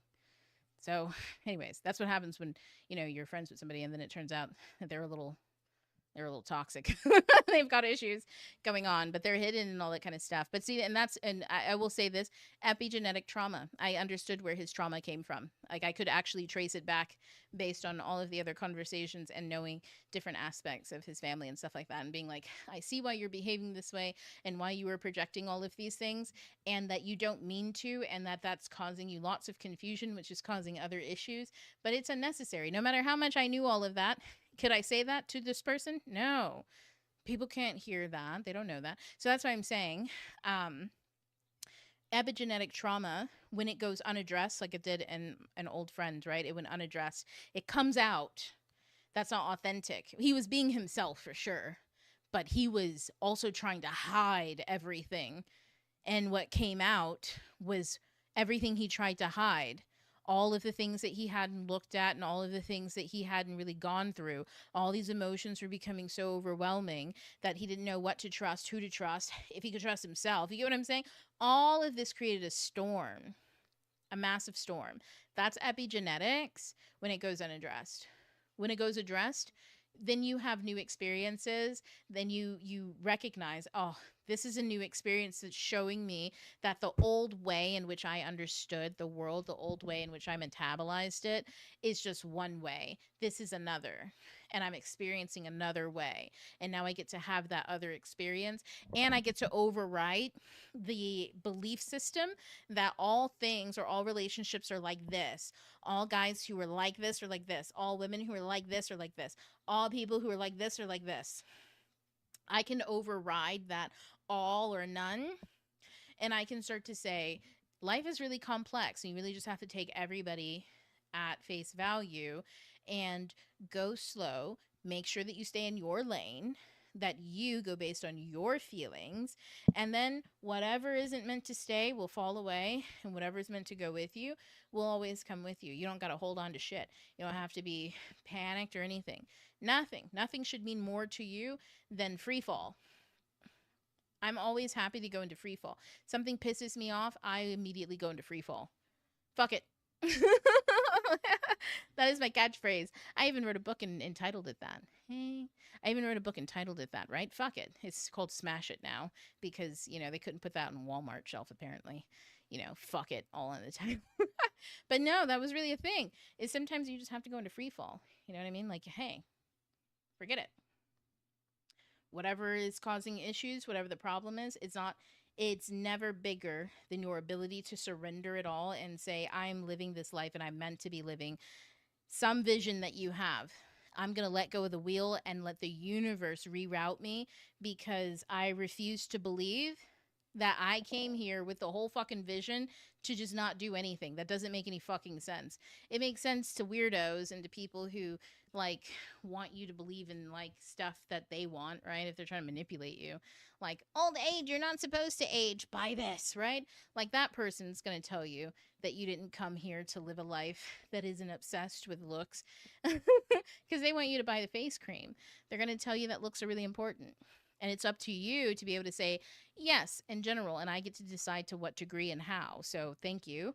And I'll let you know when I'm ready. Right. And that changes the conversation. It's not about getting rid of face creams, getting rid of people, getting rid of problems. It's about having the agency to say no and yes when no is in front of you and yes is in front of you. Okay. Can you go into that a little, the part of seeing the root of another's trauma and they have no clue? Okay, well, what do you want me to go into here? Because they'll say that, technically that's all conjecture, right? I can see the root of it, and I'm pretty fucking accurate and probable, but do I know 100% for sure to go around diagnosing or even bringing that up to him in person and all that kind of stuff? Absolutely not. That's technically all conjecture. It's all observation. Only time can tell on those. And whenever I get to a place where I'm like, only time can tell, then that means that I've done everything I'm supposed to do. It's time for me to back out of the relationship, situation, or environment. If the only thing left is time, then I'm gone because I'm not just going to stand here and wait. I'm going to go live a whole life. And then I'll get an update when something has changed, right? And that's it.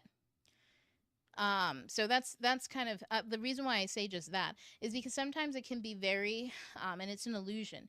It can be titillating to look into somebody else's trauma and to understand someone or to believe that you do, but that's just you trying to humanize someone else in order to get them to humanize you. Because if you can justify why they're not humanizing you, then you can justify that if only they were healed in these areas, they would, and then that makes you feel better. But the truth is but that's not the reality, right?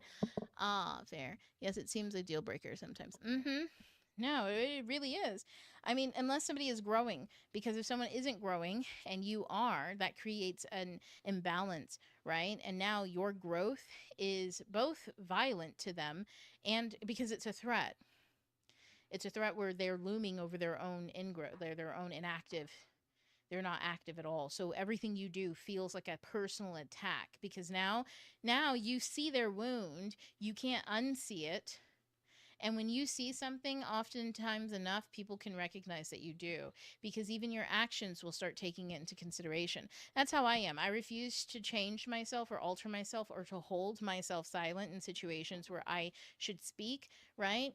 And so if someone is saying something harmful to themselves, I'm going to speak on that because I feel compelled to. right? I cannot listen to misnomers and lies and self-deprecation. It is, I don't like that. I don't want to teach my brain that that's okay. So I need to let my brain know that's not some shit we do here. That doesn't happen in this house. And this house comes with me wherever I go. So unfortunately, if I'm in front of somebody, they're also at I'm like, I brought my house with me, and that doesn't happen here. You want to talk shit on yourself, do it while I'm not here, right? But that lets somebody know immediately that I don't believe in that. That's not something that I do. And also, I'm giving my, like, you can do it all you want, just not in front of me. So I'll leave if that's what's happening here, right? So when you set those kind of boundaries, it's boundaries about me.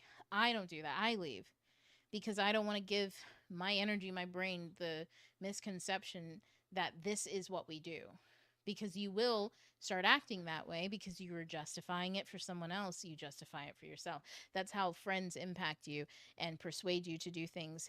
Or you have to work really hard to judge them all the time to keep yourself from behaving like them, to keep yourself from doing things like that. Now, all of a sudden, you were judging every time the opportunity comes up for you to behave in the way that they do.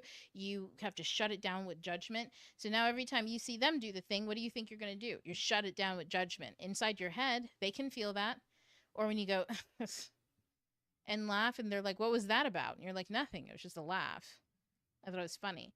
They could hear it. They could hear the judgment and the laugh, right?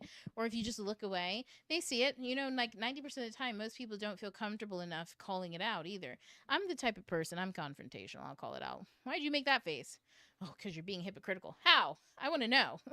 I want to know because if I can do something better, by all means. But if you're wrong, I also want to correct that shit. Because why the fuck would I be hanging around somebody who has the wrong impression of me consistently? That just sounds like a nightmare. You know what I mean?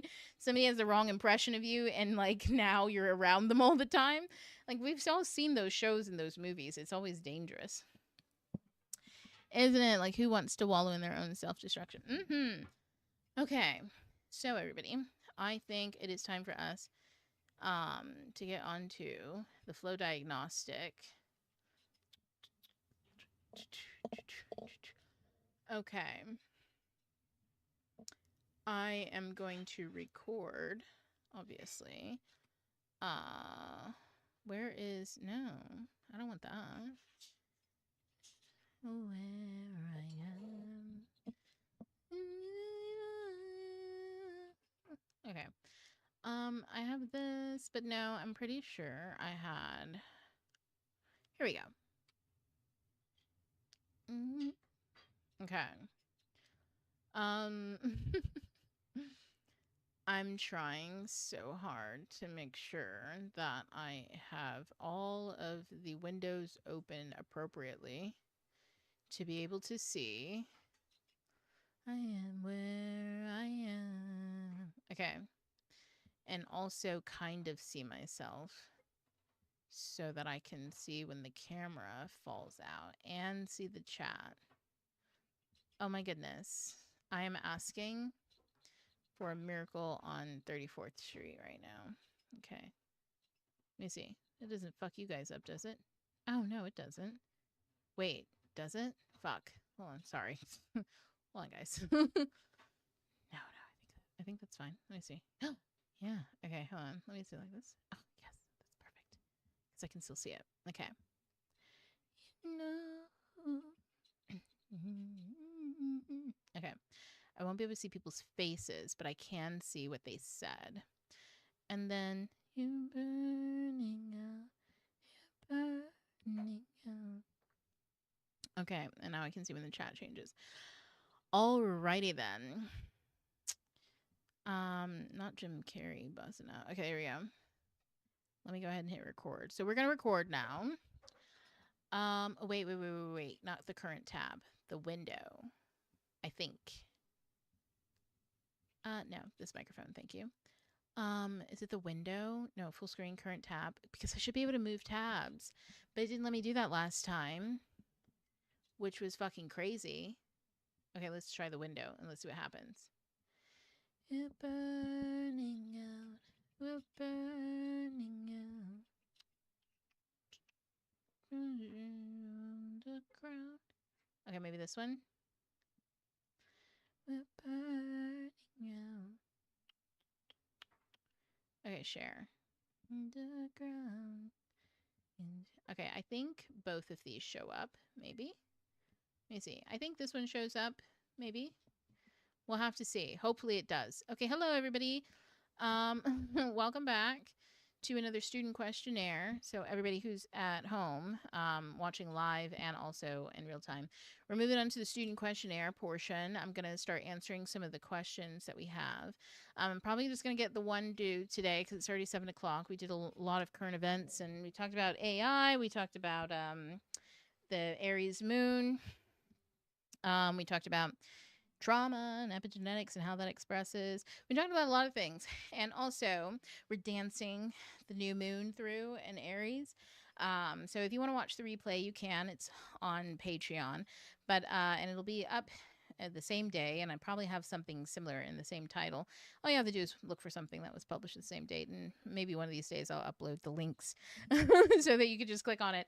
It's just that's a lot of little. Once I can get AI to do that busy work, you know what I'm saying? Oh my goodness, that would be great, especially if like we could solve the AI problem in general in America and get infrastructure that doesn't kill environments and ecosystems, which is perfectly plausible and can be done.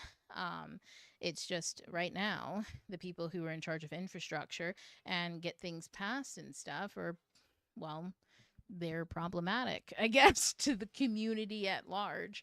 And people have to make their individual decisions about that so that we can have better options. And until then, life just kind of keeps going, steamrolling people as it goes, which is kind of fucked up to say. But also, we do our part as individuals. When you do your part to express yourself authentically and in your own alignment, right?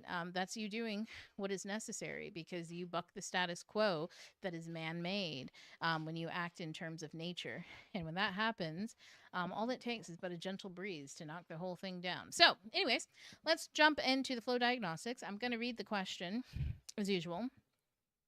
And then we'll dive into understanding what kind of tools are necessary. I'll be using the PDF, which is linked down below to anybody watching the replay. I like to start at number 3. There's a 3-layer diagnostic, but I always just go straight to number 3 because we talk about the signature pattern. Part 1 and 2, the flow location and operational domain. For those of you who can see at home, well, let me see over here. These two things, flow location and operational domain, these two are good for you to understand personally, but I like to start at and look at the signature pattern because this helps us identify what feeling or what general like emotion you're dealing with, what energetic signature you're dealing with, so you can understand what's being patterned and what tools you need to fix whatever is going wrong in that domain, and so to speak. So that's how we navigate this. But I'm gonna first read the question. Okay, describe it in your language. I experience a strong sense that my inner world is already built, while my external life feels delayed, fragmented, or structurally behind. This creates a felt disconnect between what I know internally and what exists materially. What practices help bridge this gap? Not by creating more vision or belief, but by allowing the internal to take form in the external in a grounded, sustainable way that's still aligned. So let's go back to the top really quick. This is really good because this is a good question essentially about what do you do once your internal world is built, but your external reality has yet to shift. Everybody goes through this, and so I want everybody really to listen up on this because the answer is both mundane and mystical. And you can miss things. Like, I'm going to start it off by saying this. There's nothing that you can possibly do to stop what's about to unfold. There's nothing that you can possibly do to stop what's about to unfold. Once your energy is set, it unfolds. The only time that it doesn't unfold is after it's been unfolded. Okay? So you can't stop it. You can't stop it. There's no amount of thinking that you can do. You can miss it. You can miss your own unfolding. You ever have somebody else tell you or witness something about you that you didn't see? Wow, you're really great at drawing. Really? Wow, you're really great at singing. Huh? Wow, you have a really interesting voice. You should do voice acting. Why would you say that? Wow, you're really good at painting. Have you ever thought about doing murals? Murals? I barely know how to do this. Right? Hey, you're really good at putting stuff together. Have you ever thought about going into engineering? Engineering? I hate science. I hate math. What are you talking about? Right? Sometimes when other people can see you before you can see yourself, um, that's an issue, right? But it means that they're seeing your unfolding. You just missed it, right? You're missing it. It's happening. You just don't see it. You know, it's funny. I always wanted to be on.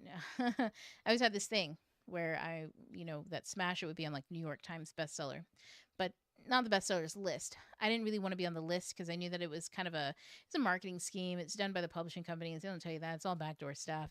Like it is what it is though. It's not really the books that are sold the most. It's kind of like a racket. I'm not going to get into it, but it's a whole thing. What I wanted to see myself on a New York Times billboard. That's what I wanted. I just imagined my book on a billboard. And I thought, people might look up and then they'll be inspired to read. They'll have no idea what it's about, but at least it'll be pretty. Did it happen? Well, I didn't think that it would happen. I was like, if I could have it, I would want it. But, I'm happy with just anything. That's what I kept telling myself the entire time. Did I get the billboard? No. COVID happened. Nobody was spending money on a fucking billboard during COVID. Nobody would be outside to see it. Tears. No, I didn't get the billboard. Right? And then let's see. Fast forward 5 years. Midnight Scholar Society. And yeah, I think it's one of the saved, one of the top posts. Maybe it might not be. But it's me on a billboard. Midnight Scholar Society on a New York Times billboard. And somebody and it was people from TikTok who were sending it to me, right? So somebody saw it. Many people saw it. And were inspired. So there's that. And so that's the thing is like sometimes what you want doesn't come the way that you think, especially if it's not in your energy. For me, I was very wishy-washy because I didn't need to be validated. I'm an author, I'm of the poetic kind. I'm traditional. I don't need fucking plaques and shit. I write poetry because it comes from here, and I got to take it out. I got to share it because that's my God gift. That's my divine gift. That's what I'm here to do. You know what I'm saying? Like, that's kind of my attitude when it comes to art. So I was like, I don't need people to vindicate me. That was in my energy, which means could I have been on a list? Could somebody have done it? Probably, but it wasn't in my energy. I was refusing it. And once it's in your energy, it's in your whole body. Every aspect of you expresses that too. It's just unsaid. It's in the things you don't say. It's in the way that you didn't do this. It's in the way that you didn't do that. It's an omission. You omitted it from your story, so you are omitted from the experience of seeing it. You push it away. You push it as far back as you possibly can until finally it does happen. It unfolds anyways. And I almost missed it. I almost missed it when it did. I was in the New York Times, billboard, and I didn't put myself on there either. You know what I mean? Patreon did. That was great. I didn't have to do any work behind it. It was great. And I got to see it. And I got to sit in that. And I almost didn't sit in it. I almost was like, okay, that's cool. And then I moved on. And I think I did for like a day or two. And then I sat down and I was like, guys, I was on a billboard. And my son's like, yeah, I thought that was a pretty big deal, but you just kind of bypassed it. And, my husband was like, yeah, I thought it would hit you eventually. I was like, whoa, I'm on the lights now, right?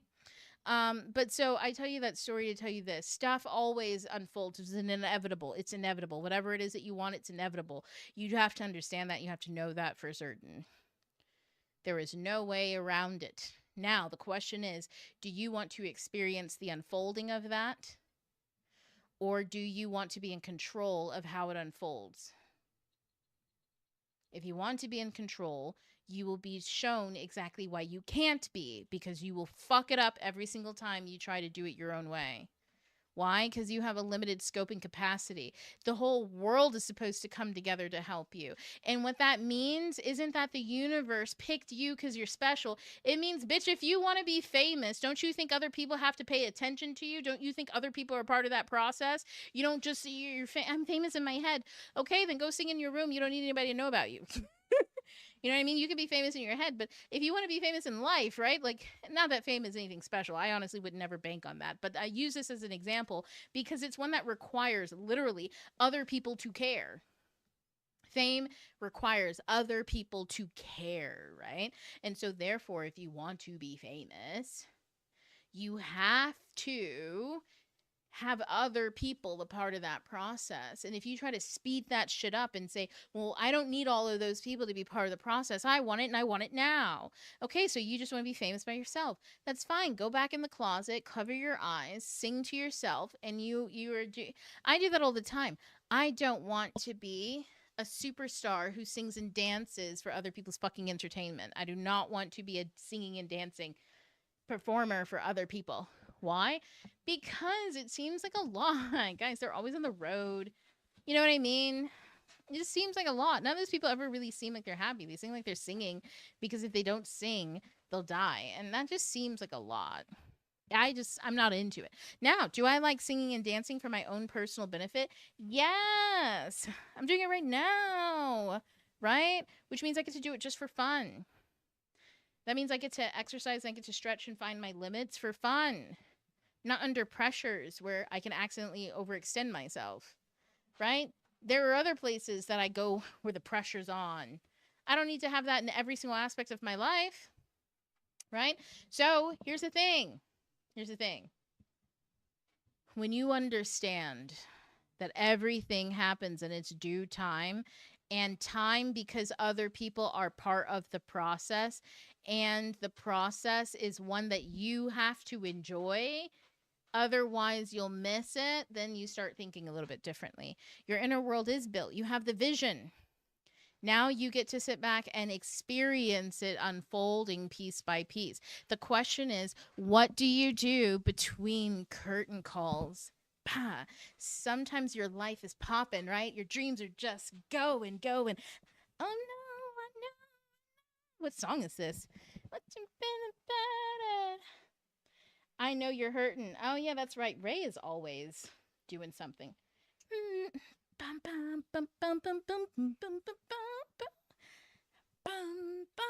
I love the big band.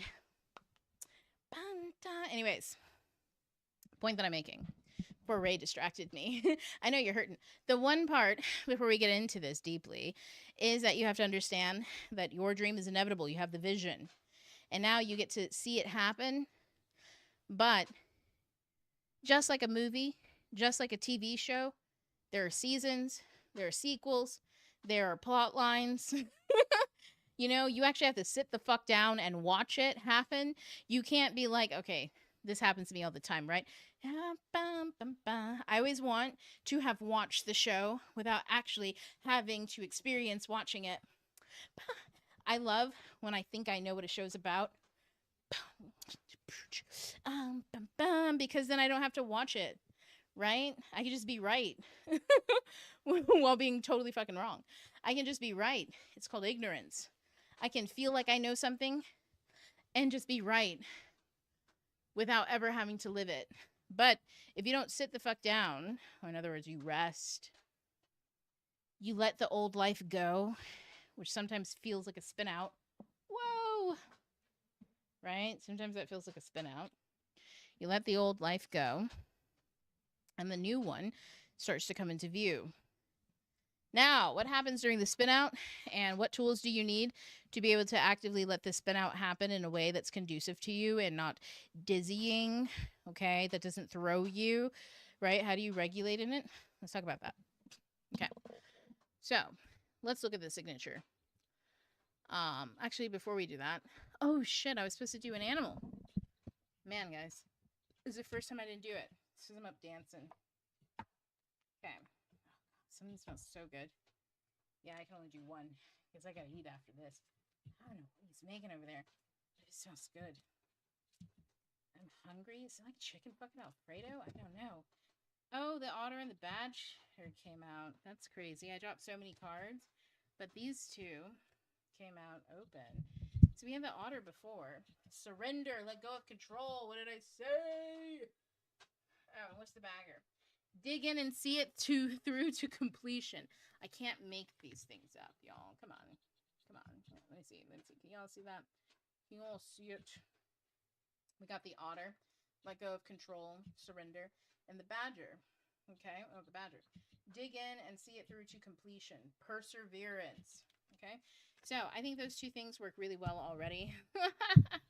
Could have planned that better, honestly.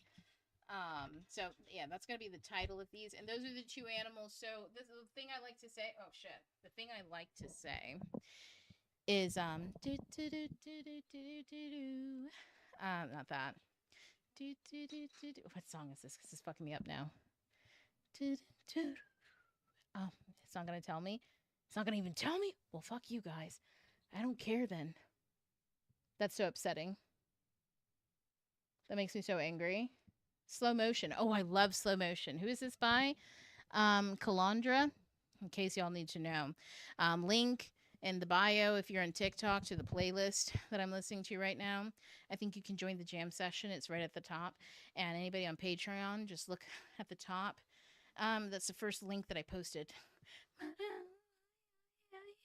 Anyways, what was I saying? Yeah, tools. Yeah, so the badgers. So the reason why, ooh, I love this. Okay, the reason why I mentioned the animals and I do a card is because the animals are anchors for the issue, okay?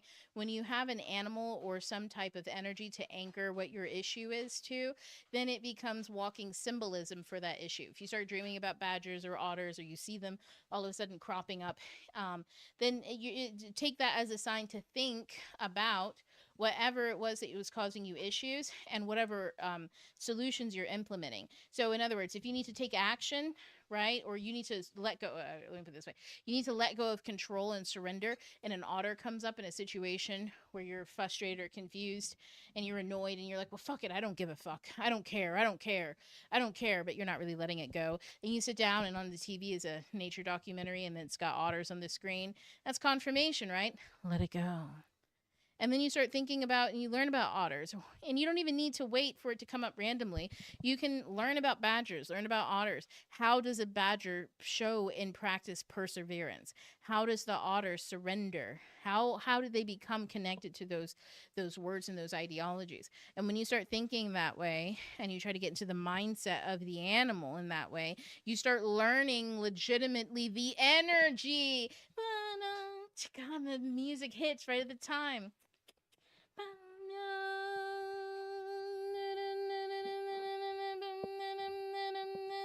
Anyways, it's so good. I wish y'all could hear it. Okay, so that's why I do that.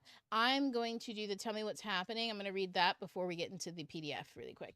Okay, so I'm 22, starting law school in September and doing a law firm applications. I'm trying to apply only to those that feel most aligned rather than going for those that appear the shiniest. However, it just feels like as I go through, I'm in this perpetual liminal state where I'm living at home. I don't have the best relationship with my family and I have very little control over my life in terms of actual outcomes, if that makes sense.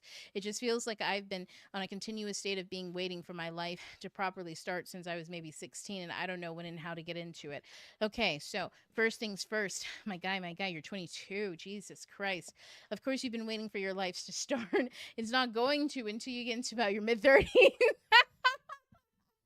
That's because your life has already started, but you aren't paying attention to the part that you're in. You're trying to get to the part that you live when you're in your 30s, right? Right now, fly. 22, fly.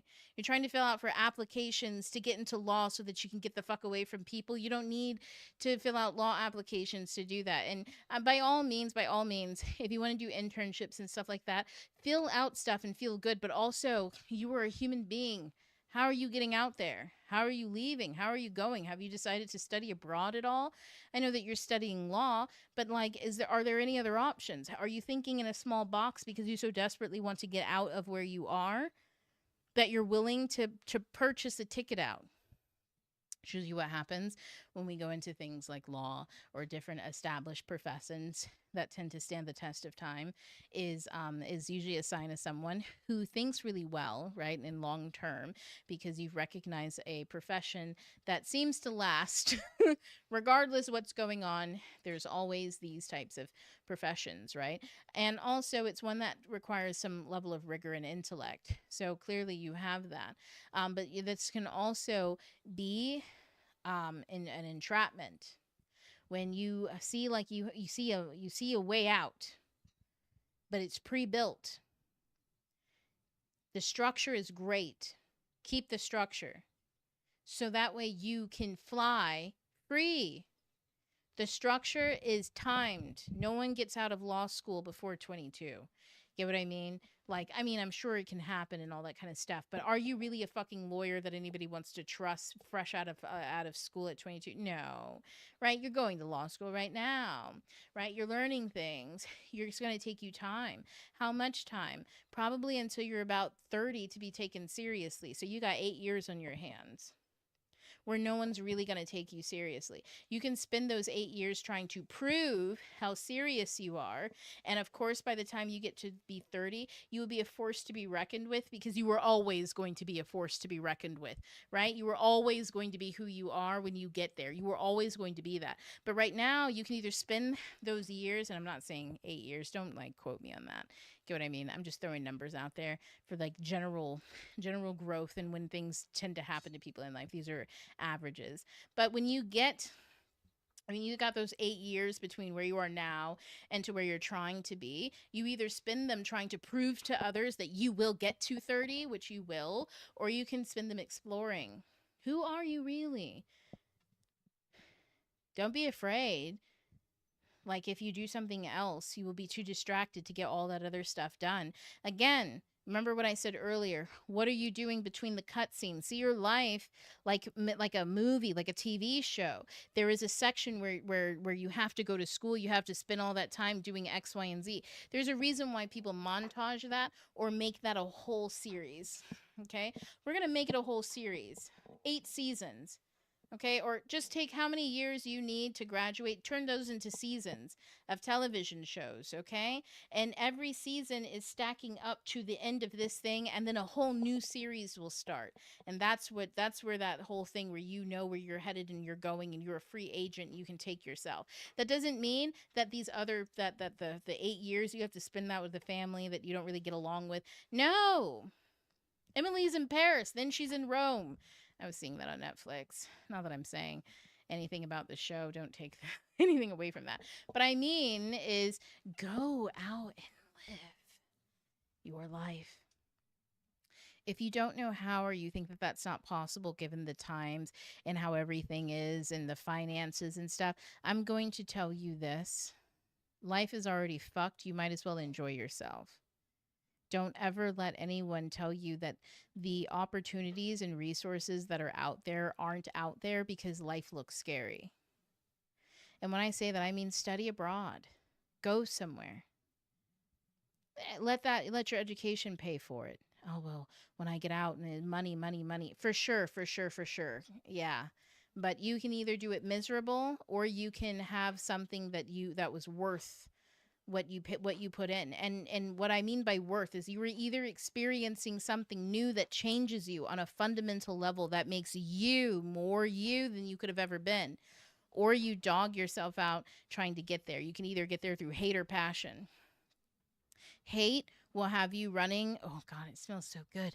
It's taco salad. I know it. Oh, sorry guys. Oh man, I've been wanting them. Oh God, it smells so good. Anyway, sorry, let me focus. Focus. I'm so hungry. Okay. So either you can get there, slagging it out, you know what I mean? And it's fucking miserable. Or you can say the otter, fuck it, I'm free. Surrender to the free fall.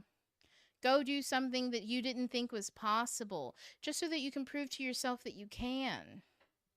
You get what I mean? Sometimes, because it sounds like, and I'm just going to be totally honest before we get into the PDF, it sounds like you lack inspiration. Bless you. But it sounds like you lack inspiration. Where you're currently at. When you're filling out applications and nothing seems to be hitting, that means you're taking action consistently in a space that's dead, because you're going based off a plan. Instead, go put on a playlist. You can try my Purple Rain playlist. It's the thing that I'm listening to right now. I'll leave a link down below or something in the text of the. Oh, I almost put my hand like this is the wall. Oh God, cord doesn't go that far. What was I saying? Yeah, I'll leave a link below to the playlist itself. But listen to a playlist that really brings you into a state of joy, into a place where you daydream, where you're not thinking about your family, your relations, you're not thinking about work, you're not thinking about anything except for something just that makes you feel alive. For me, whenever I'm thinking about my stories, my books, my characters, I feel so alive. My characters are alive to me. They come to me. Sometimes 3 o'clock in the morning, man, it gets trippy over here. And don't fuck with me. I'll do mirror magic in the middle of the night. I'll see my whole face change and everything in a mirror, and I'll be like, that's crazy. I don't know what that says about, my eyes and my imagination and fantasia and all that kind of stuff. But yeah, mirrors. They definitely have some type of magic going on here, some type of science that I'm not totally sure of, and so I shouldn't dismiss it. Which, by the way, people, if you stare into mirrors for long periods of time, it is healthy to seal the mirror afterwards. And that's all you have to do is just acknowledge that you were sealing it. So it's almost like turning it off so that it's not just charged with your energy there for whatever walks by and gets blasted with it. Because that's what you're doing when you stare at anything for a long period of time. You're imbuing it with energy. Okay. That's why if you stare at something you really enjoy, you love it more. You ever stare at a person in their eyes for longer than 4 seconds? Your hate either grows or your love grows, one or the other, or you feel super uncomfortable. I don't know. It depends on the person. But whatever it is that you feel with that person, it grows, right? The longer you stare into their eyes and they're staring into yours, however you feel grows more. So, what was I saying? Yeah. Let's get to the PDF. I just want you to know that when you get to a place where you're filling out applications and stuff like that and things feel stagnant, when you are in a stagnancy and you don't know what to do, you have to let go. There is nothing for you to do. You're there to experience life. And a lot of people go, well, what does that mean? Because nothing's happening. That's because you're spending all your time, babes. You're spending all your time waiting for something to happen instead of going and living your life in a way that's natural to you. Oh, shit. Here we go. Man. How come this light won't come on? What do you mean? I don't like that. Why'd the light go out? Whatever, that's fine. I guess. For now. Okay. But yeah, you got to go out and live your life. You know what I mean? Like, what shows do you like to watch? What books do you like to read? What do you do outside of this thing that you're hyper focused on? Because that's where life is. That's where, and you have to do other things, because without other things, the thing that you want cannot move forward. You have to fill your time. Otherwise, if you fill your time staring at something that needs to go out in the mail, did you ever put it in the mail? In fact, let's stick with that reference, okay? Let's say whatever you're manifesting. So, and this is like a law degree in a life of your own agency and choosing. Okay, so you want to manifest that. So you're going to law school. That's an excellent choice. But law school should take at least 4 years to get your undergraduate, and anything else after that, right? You tack on another 2 years. So 4 to 2 years. You're 22 right now. That puts you at 26, maybe 27, 28. Right? Especially when we talk about having any type of experience to the point where you can start making moves and feel like a professional in the field who is capable of making moves and doing things. So field experience, let's tack on another 2 years. So that's where I get to 30, right? So about 8 years. Okay. You're living through different seasons of your life. Okay. 8 years. Do you really want to sit and stare at this thing for 8 fucking years? Let me just go over the plan again. I'm already bored. Okay, well, you have classes. Yeah, you've got like how many classes? Like 3, 4, 5 classes, maybe a semester or something like that. You know what I mean? Back in the day, they used to let us take more than 5 at a time. It was crazy. I did. Sometimes one semester I had like 21 credits or something, and they were like, you can't do this anymore. It's like, mind your fucking business, Bertha. I'm just kidding. But anyways, my point is, so you got like 4, 5 classes or something like that you're doing. That preoccupies your time, but it is also mentally exhausting. What are you doing to nourish your cup? What are you doing to have fun? What are you doing that's outside of that gives you the actual field and relational experiences necessary to be able to synthesize what it is that you're learning? It's not an internship. The internship is also part of the journey, but the internship isn't the thing in your life that helps you synthesize what you're doing. That's like hyper focusing. It's like habit stacking to extreme degrees. So in all of my free time, I'm going to do things that will help set me apart and excel by doing things that everybody else does. Stack up all your free time with your career ambitions, and then just be an automaton that has no idea about life or how to apply their career ambitions because they didn't live a life to be able to know that these ambitions need to be applied practically. Okay, so let's talk about the PDF now. What tools are necessary? So I like to look at number 3, right? Signature pattern. And I like to look at whether urgency, collapse, fixation, or avoidance are happening. So when we talk about our otter here, and our badger, who also needs to persevere. God, it smells so fucking good. Okay, urgency is timing. Timing literacy, that's probably an issue here to some degree. Collapse. I don't think collapse is happening. I didn't really hear any collapse words. Fixation, definitely a fixation. We'll get into what that is. And avoidance. I wouldn't say that there are any avoidance issues. I would say that this person's doing an awful lot. The opposite of avoiding. I think that they're very good at being embodied and taking action. What have you already tried? Following my intuition, embodying the person I want to be, taking action, etc. See what I mean? Yeah, they're really good at that part. But let's see, fixation. Okay, so I'm going to reread the question. I'm 22, starting law school in September and doing law firm applications. I'm trying to apply only to those that feel most aligned rather than going for those that appear the shiniest. Okay, role. So that's a fixation. You're starting law school in September, but you're already applying for law firm applications. So you haven't even done the school part yet. Not even like a little bit of a semester. You haven't even given yourself the chance to feel out this space and to learn anything before you're trying to also practice in it. But also at the same time, I do want to let this be acknowledged that I think that it is smart that you want to learn and practice at the same time by being in the field. That's very healthy. Okay. Don't take anything that I said as saying that you don't need to do all of that. No, I think that that's a very smart choice. However, nothing's coming up right now, right? So here's the thing. You can apply for as many firms as you want, but if it's the wrong timing for you, for instance, you have no idea what you were dodging with the rejections or it being slow. The thing is we don't want to fixate on that, needing to see something external in that space happening. You want to let that happen naturally as it should, because you want to have your experience, which is the one that ushers you, the one a part of your unfolding. Or you can have the one that you control, which could have some type of assault involved, meaning somebody could smash into your car because they're pissed and they think that you're the person who owns, they think that, you know, you're connected somehow to the law firm, and things didn't go their way. So they crash into your car thinking it was your coworker's car, you know, and you're like, and it's not even your car. It's like your parents' car. And now you're getting yelled at because it was a hit and run, and it's crazy. And nobody even cared that you were safe. Nobody asked that question. They're just pissed that the car's fucked up. And this happens just because you're at the wrong place at the wrong time.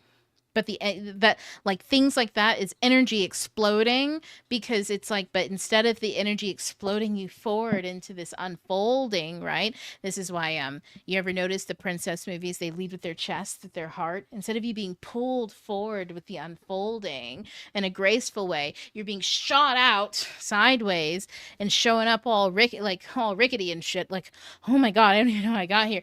Because you can't make all of the things work. The universe, people do. But when you show up on time in your way, in the way that you're invited to, then everything goes, everything's kosher. Everything goes by the universe's standards. I don't know why I said kosher, but yeah, everything goes by the universe's standards. Okay. However, it just feels as though I'm in this perpetual liminal state where I'm living at home and I don't have the best relationship with my family, and I'm very little control over my life in terms of actual outcomes, if that makes sense. Yes. So let's go back to this. So I see fixation on role. Avoidance is not an issue. This person knows how to take action. However, I want to say when it comes to timing, urgency, there's a sense of urgency. So we're going to focus on, I don't think collapse is happening. This particular person doesn't collapse under pressure. I think they arise. You know what I'm saying? they know how to handle pressure. So I think when it comes to emotional regulation, that's great because you got this far because you're competent with emotional regulation. However, urgency, timing, and fixation, what role? Those two things need to be looked at. Now, if you don't have necessarily a really healthy relationship with your family, it could be that you don't understand. You got negative behavior traits from navigating uncomfortable relationships. So you can feel urgency and fixation. Those both create the need to control things, because if you don't control something, it's going to fall the fuck apart. So if you're in a family and things are always falling apart unless you do this, and you have to like control or regulate other people's emotions, or you have to come up with this, you have to swallow your feelings, you have to do that. If you're constantly doing that, right, it will create in you the habit of navigating life with a sense of urgency and fixation whenever you're triggered. And you don't know that that's happening because the trigger at this point seems like a green button, like a time to lock in. That's what that feels like, rather than time to step back. You see, those are two totally different responses. Time to lock in and time to step back are that's a 180 approach to the same feeling, right? So we have to know, when is it time to lock in and push, and when is it time to step back? The best way to understand that is by getting your roles calibrated and also fixing timing issues. So timing issues, this one would be, when do you rest? Okay, and integration. How are you seeing your creative inner energy being expressed outward? And the thing is how are you observing this so that you can be in flow with it? You can enjoy it. When you're in the moment, creating and allowing it to flow, and you're also able to step out of that moment when it's done, because creativity isn't this long, unending thing that happens. You're a human being, you have to rest, right? So when you are done creating, how do you step out of that role, that masculine energy, and into the feminine, right? How do you step out of it, and how do you let go of the need to do so that your whole body can rest and you can take in the new information from reflecting on the previous activity? That's integration, where you've done something and now you're waiting for the information to come back to you changed and different. Because now when you do something, you're going to do something as this new altered state of you, and that's how you make movement forward and see your life unfolding before your eyes. Not because you're making it happen, but because you're embodying and experiencing it in real time and you're seeing it. But to experience that, you can't be hung up on things not happening. You have to be busy with things happening, something else, right? So you have to take joy and pleasure in your rest. That also means, like, what cartoons and shows? I said cartoons because not because you're 22, but it's a conversation in my household with much younger children. But what stuff do you watch that you enjoy, actually, where the world stops so that you can just sit down in a cozy space and enjoy what's in front of you? What do you have friends that you hang out with? What conversations are you having? And if you don't have friends in those conversations, how are you getting online and being and having, expressing those things in spaces where you can, right? So we're going to look at urgency. And so for everybody on TikTok, urgency, and then fixation, role calibration. We're going to look at these things. Role calibration. Jesus Christ. These ones right there. Okay, so I'm going to move down and move to, I'm just scrolling down to phase 3 on this here PDF, because this is where we get to the first tool, role calibration. And I just want you all to understand the way that we get there is something doesn't fit. So the way that you can kind of diagnose these things in yourself at home is you just read, right? Phase 3, alignment, right? And the student said, I know that my internal world is built, but what about the external, right? How do I get into alignment? That's another way of saying that. When something doesn't fit, we look at role calibration, the role. Okay. All of life is but a play. Was that Kafka or something like that? I don't fucking know. But the point is that yes, you live in a matrix and nothing is real, right? You're a human being, you're a meat sack, and then you put on a costume and you go dance like a monkey somewhere. And then like you have an experience, and we call that doing law, right? We call that court. Sometimes you put on a different outfit and dance like a monkey somewhere else, and we call that a concert. Sometimes you put on a different outfit somewhere else and you dance like a monkey, and we call that bagging groceries at a grocery store. Sometimes you put on a whole costume for a really long time, and we call that parenting, right? But you're just putting on roles. The role isn't who you are. It describes a set of patterned behavior that you do and what your commitments are, how you're supposed to show up, and what the expectations are, and whether or not you meet them. That's what a role does. It tells you what to do vaguely, and you can bring your own creative flair and spin to it for sure, as long as you meet the criteria of the role. But do you know what your role is in any given situation, relationship, or environment? That's the question I'm always asking. And I would say journal one, right? But these are questions that I'm always bringing up in the classes that you learn role calibration in. Here it's taught in creative entrepreneurship, mastering the cosmos, and planetary intelligence. Okay, this is one that's a little bit more intermediate. If you haven't, well, this person, I think you'd be perfectly fine because you don't have like collapse issues. So I would just say this, make sure, and I always tell this to people, grab a journal, make sure you have a journal, but you always need to be asking yourself when you are confused about what to do, what is your purpose? Your purpose tells you your role. What is your purpose in any relationship, in any situation, or in any environment? What is your purpose? That is a question you can ask yourself every single second of the day, and it changes based on the context of your day. You can ask yourself that 20 times in the next hour, and 2 hours from now, if you ask yourself, the answer will change because perhaps somebody else has walked into the room and now you're a friend instead of just sitting alone.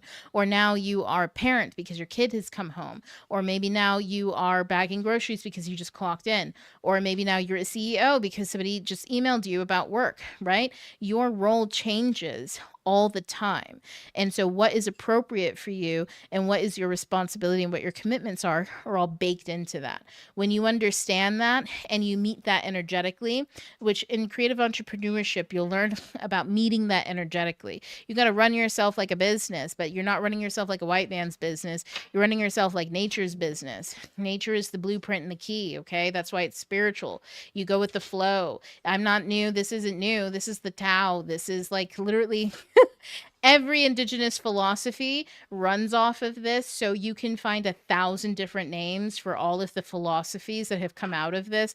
But ultimately, what we're saying is, you have to know nature has cycles. It rests and it takes action. And when you're in alignment with those things, your life gets better. When you're out of alignment with those things, when you go against nature, you harm yourself because you are nature, right? So then we ask and we look at what are your spiritual practices?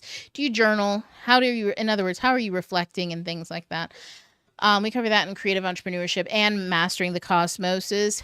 This is where you get a lot of mythology for all the different houses and symbolic language that I think is incredibly important, especially for planetary intelligence, where you learn energetically speaking, like Saturn energy.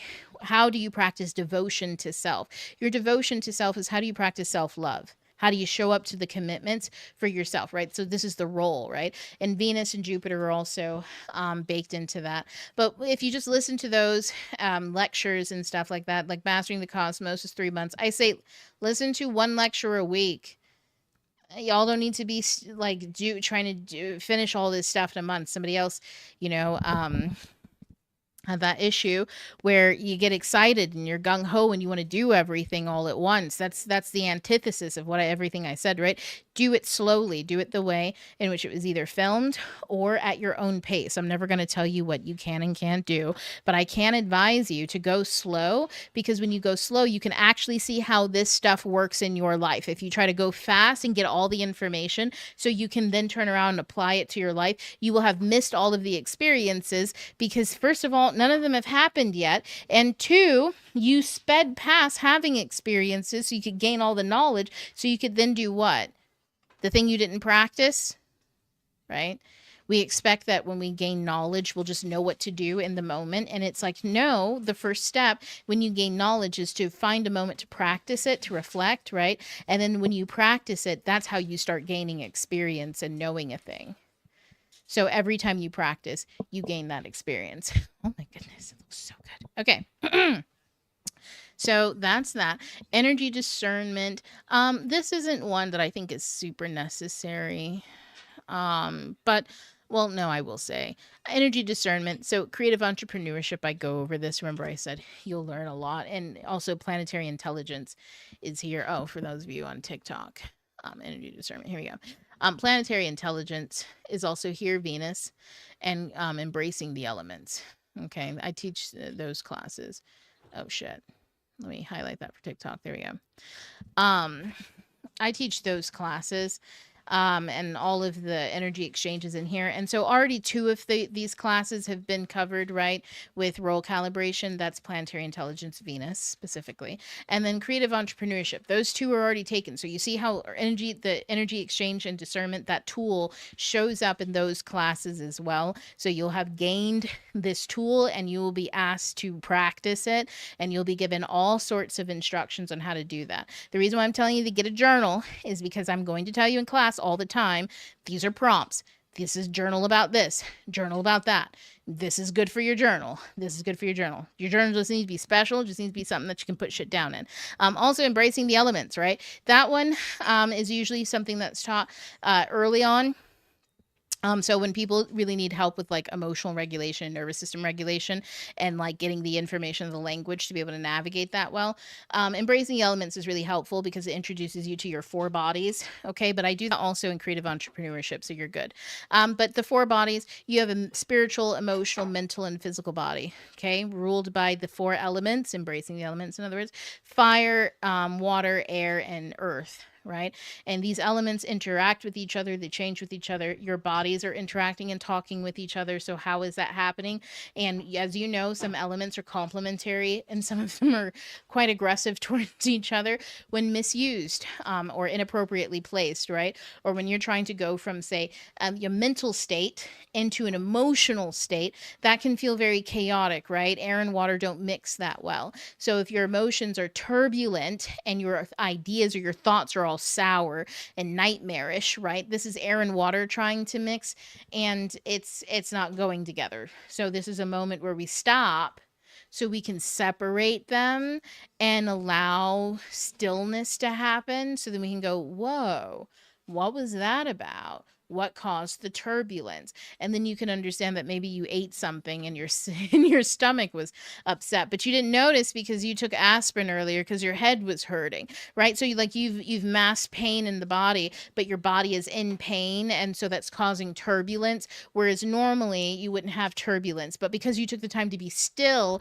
and to sit and reflect and go, oh, my body is in pain even though I'm not feeling it, then you now can go, I shouldn't allow my thoughts to be colored by my emotional state, which is impacted by my physical state.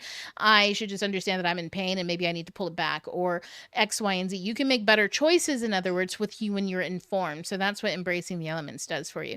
So let's go on to timing literacy, right? And integration. So timing literacy is readiness signals. How do I know I'm ready? How do I know that I'm ready to do something? I feel like this student specifically, I wanted to focus on integration, but we'll go over timing literacy just for the sake of it. Let me move this. Y'all, I'm so sorry. There we go. TikTok, I keep forgetting about you guys. Here we go. Did we get, okay, hold on. Did we get the other again on purpose, or was that intentional? Get the other what?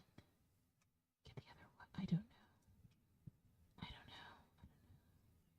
The animal pools are always in point. They always. Oh, did we get the otter again, or was that intentional? Unintentional. Oh, it was unintentional. Sorry, I'm trying to read, and all I can see is the PDF, so I couldn't read the words well. But yeah, no, the otter was accidental. That was not on purpose. I was just shuffling, and the cards fell onto the chair there, and all the cards were face down except for the otter and the badger. And I thought that was funny because I'd already shuffled it and everything. So I think it was intentional by the universe, right? Because it's all about letting go. But timing literacy here. Mastering transits here is helpful. Planetary intelligence, Mars, Saturn, and Moon, and the non-material senses. These are 3 courses that one of them is really short, and the other 2, one's like a month or 2, or maybe like 2 months or something, and then the other one's 3 months. But these courses in general just help to ground you in understanding what readiness feels like in the body. So the non-material senses cue you in on 12 senses that you have that are non-material: your sense of self, desire, thought, feeling, will, the will to do things, magnitude, perception, presence, belief, knowing, vision, and oneness. Okay. These are your 12 non-material senses. You know, the sense of magnitude. Have you ever felt yourself in the weeds before, and then you had to step back and look at the big picture, right? How do you do that? How are you doing that? Where's the picture, right? That's your sense of magnitude. Your sense of perception. Do you know how you're being perceived by someone, and then they try to gaslight you about it, and you're like, no, because, and then you go, okay, maybe they're right. Maybe I was reading too much into it. And then they turn around and do something really insidious that tells you that, no, you weren't reading into it. They're unconscious to their own feelings, but either way, they are behaving diabolically. And then they eventually come out with it. You're just a selfish asshole. Ha, I knew you had issues with me. That's not who I am. Huh. Why did you deny it? Oh, like you just tell people how you really feel? Yes, I do. Yes, I do. It's called honesty. And I find a way to settle with that. That's why I'm saying this is projection, because you're projecting your behaviors onto me. I don't behave like that. See how I'm telling you that right now? It's because I tell people things. Yeah, see, you can do that easily. Right? Perception. So these are senses that you have, and your ability to like understand that, first of all, to locate them in your essence. How does your sense of perception feel to you? How does it feel when you're being perceived? Do you feel like you're being attacked, hunted?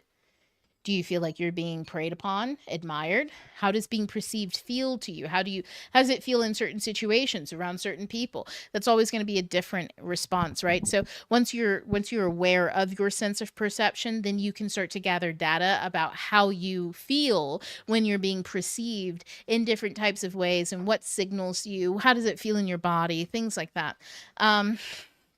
I teach you just essentially what those senses are to bring your awareness to them. It's really short. They're like 15 minutes each video, and it's like 12 videos. But you just to bring your attention to it. And then I expect you to what? Practice. Practice. One sense of self. How can I feel my sense of self right now? Take the time out to ask yourself that question. I tell you to do it. And then journal about it. Actually practice it. Practice it often. What a sense of desire. What do I desire right now? So many people, and they're like, oh, I don't want to have to, like, it's so hard to think about. Yeah, I know. Sit down and think about it. What else are you doing with your life? Waiting for something else to happen? Great. This is a great way to spend your time waiting, by thinking about these things. What does desire feel like to you? If I asked you to go outside and just let your desire lead you, where would you walk? Instead of trying to tell me about it, show me. Get your ass up and go outside and let your desire lead you. Did it lead you to a place to eat? Did it lead you right back home and into bed? Where did it lead you, right? Go find that out. Go become the experiment, so to speak. And then lastly, let's talk about integration. That's the last bit here in phase 5, settle and share. So this is let it land, allowing the experience to settle and to be shared. So this is how do you externalize, right? How do you allow your external to unfold before you? And these ones, these classes, we have Embracing the Elements showed up again. Planetary Intelligence, Saturn, that's showing up again, right? So you see how these things overlap all the time. And then a new one, Creative Awakening. So this is when we do the artist way. Yes, I have a PDF of the book. The author says to share it if you have it. It is necessary that you both read the book and listen to the lectures. If you listen to the lectures and you don't read the book, I'll just yell at you in time. I say it all the time. Read the chapter before you come to lecture. Simply because it's important for you to get the textual information, but also for you to practice the practices that she has intended for you. Okay. And you go slow. We do 1 chapter a week. That's it. Focus on one thing for the whole week. That's it. When you ask yourself to hold and focus multiple things at the same time, and you try to do all of those different things at the same time to keep yourself busy so that you won't think about this one thing, you are literally just replacing your project. So your career, right? So the student, technically, our lawyer here. would be if they did this, right? They would be replacing one obsession with another. You don't want to replace your obsessions. You want to learn how to slow down and witness. You got to get into your everyday. It's really difficult, especially when you live with people that you don't like being around. It is incredibly difficult to slow down and get into your everyday because you want to get into the future where you don't have to put up with this bullshit. Trust me, I know how that feels. I know that that's a whole cycle and a whole thing, of course. But that is the practice, is can you be it even when your external world doesn't look like it? Or are you just going to go, well, I guess this is my energy? Or can you hold and sustain your own energy? And to hold and sustain it means to know what it is. Can you take the time out that you have right now to prepare for what's coming tomorrow? And you don't know what comes tomorrow unless you take the time out right now to sit down and look at what's in front of you that is preparing you for tomorrow. So that's the things where I'm like, creative awakening. Do it 1 week at a time. Go slow. Make sure you read the chapter before you listen to the lecture, and do the activities that you were asked to do, because that's the application. That's how you integrate into your life. You are headed into changing your life into a 180 perspective. A lot of you all are waking up out of matrices that you've been conditioned to think one thing, only to come awaken online in a world where what you were conditioned to believe is only a half promise, and it was by someone who was, sold a lie, and so they're upset that they were sold a lie, but they don't want to be held responsible for the lies that they sold you on down the chain, right? A lot of you are coming awake during times like this, and it is paramount and pertinent that you understand one thing. Fuck all that bullshit. Get into alignment with yourself. Understand who you are. It doesn't matter what crazy stuff happens in the world or what people are doing, but ultimately and for sure, the old way in which you did stuff previously that led you to a place of discontent is not the same habits or behaviors that you can have moving forward. You're going to have to experience something different, and experiencing something different is not something that comes forced onto you. It is a choice that you make to pivot and to let go of something that's over here so that you can finally focus on something else that's over here. When you finally let go, your whole project can go off into the mail to be delivered to the universe. The universe can pick it apart and give everybody who's supposed to play a part in your unfolding, they can give out those roles. Those people are getting ready and moving into position, and it's going to take 8 years for everybody to get into position at the right place at the right time for you, because not only are you making your dreams come true, but other people are on the way of making their dreams come true. And that's why we're all coming together in a convergence in a very specific symphony, because that is the way of making symphonies and music. That's why we call it an epiphany, a symphony. All of it's about the convergence of everything into one. And it is a miraculous event. If one human tried to make that all work and make that all happen, the only thing that they could ever do is be spectacularly redundant. Like Hans Zimmer. He's great. He's amazing at what he does. Levitico, what is his name? Ludovicio? I don't remember his name. But they're all great composers, but they always do the exact same thing because they are iterative themselves. Humans are iterative. You can only express the vision that you were made to express. Other people have to express the visions that they were made to express in order for all of us to come together to create something that is bigger than the one self. A system is bigger than you. In order to be a lawyer, you need judges, you need courts, you need people to commit crimes, you need people to do things that aren't legal, you need people to stumble upon unethical situations, you need all sorts of things to come into play to make it make sense that you're a lawyer. Okay? People have to believe in the experiences that they have. That all takes time.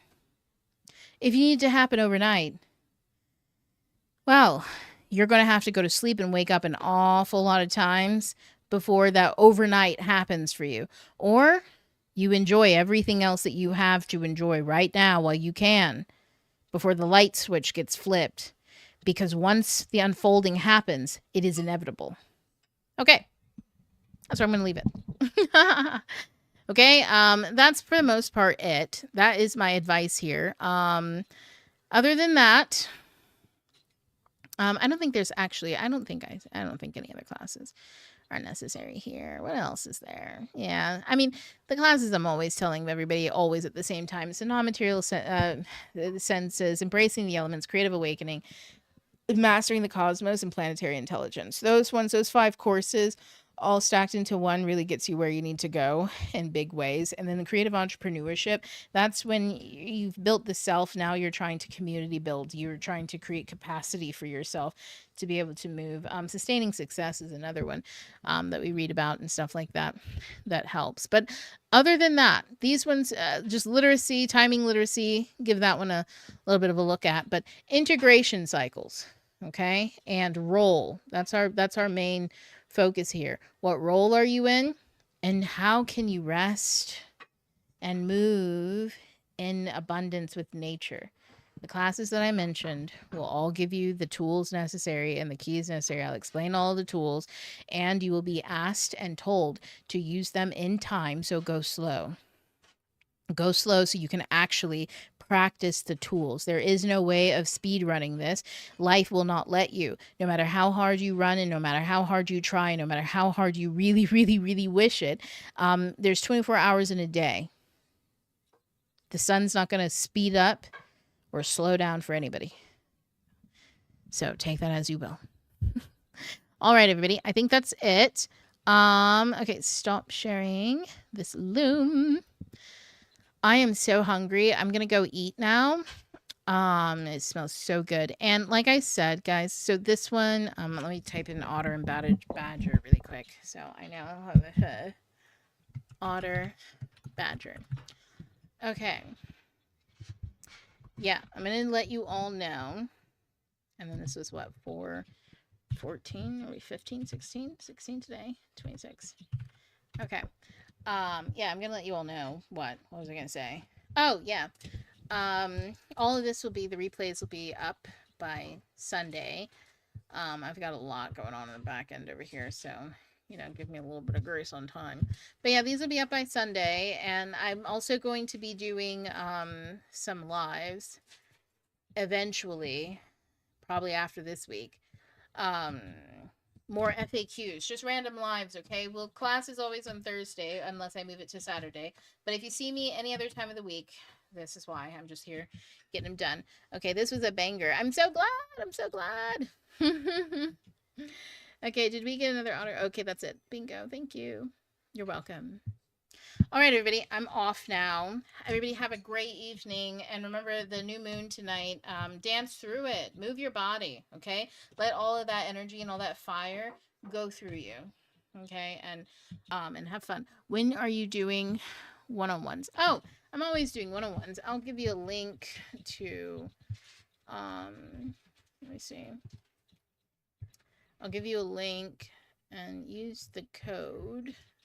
Let me copy all of this if you want to book.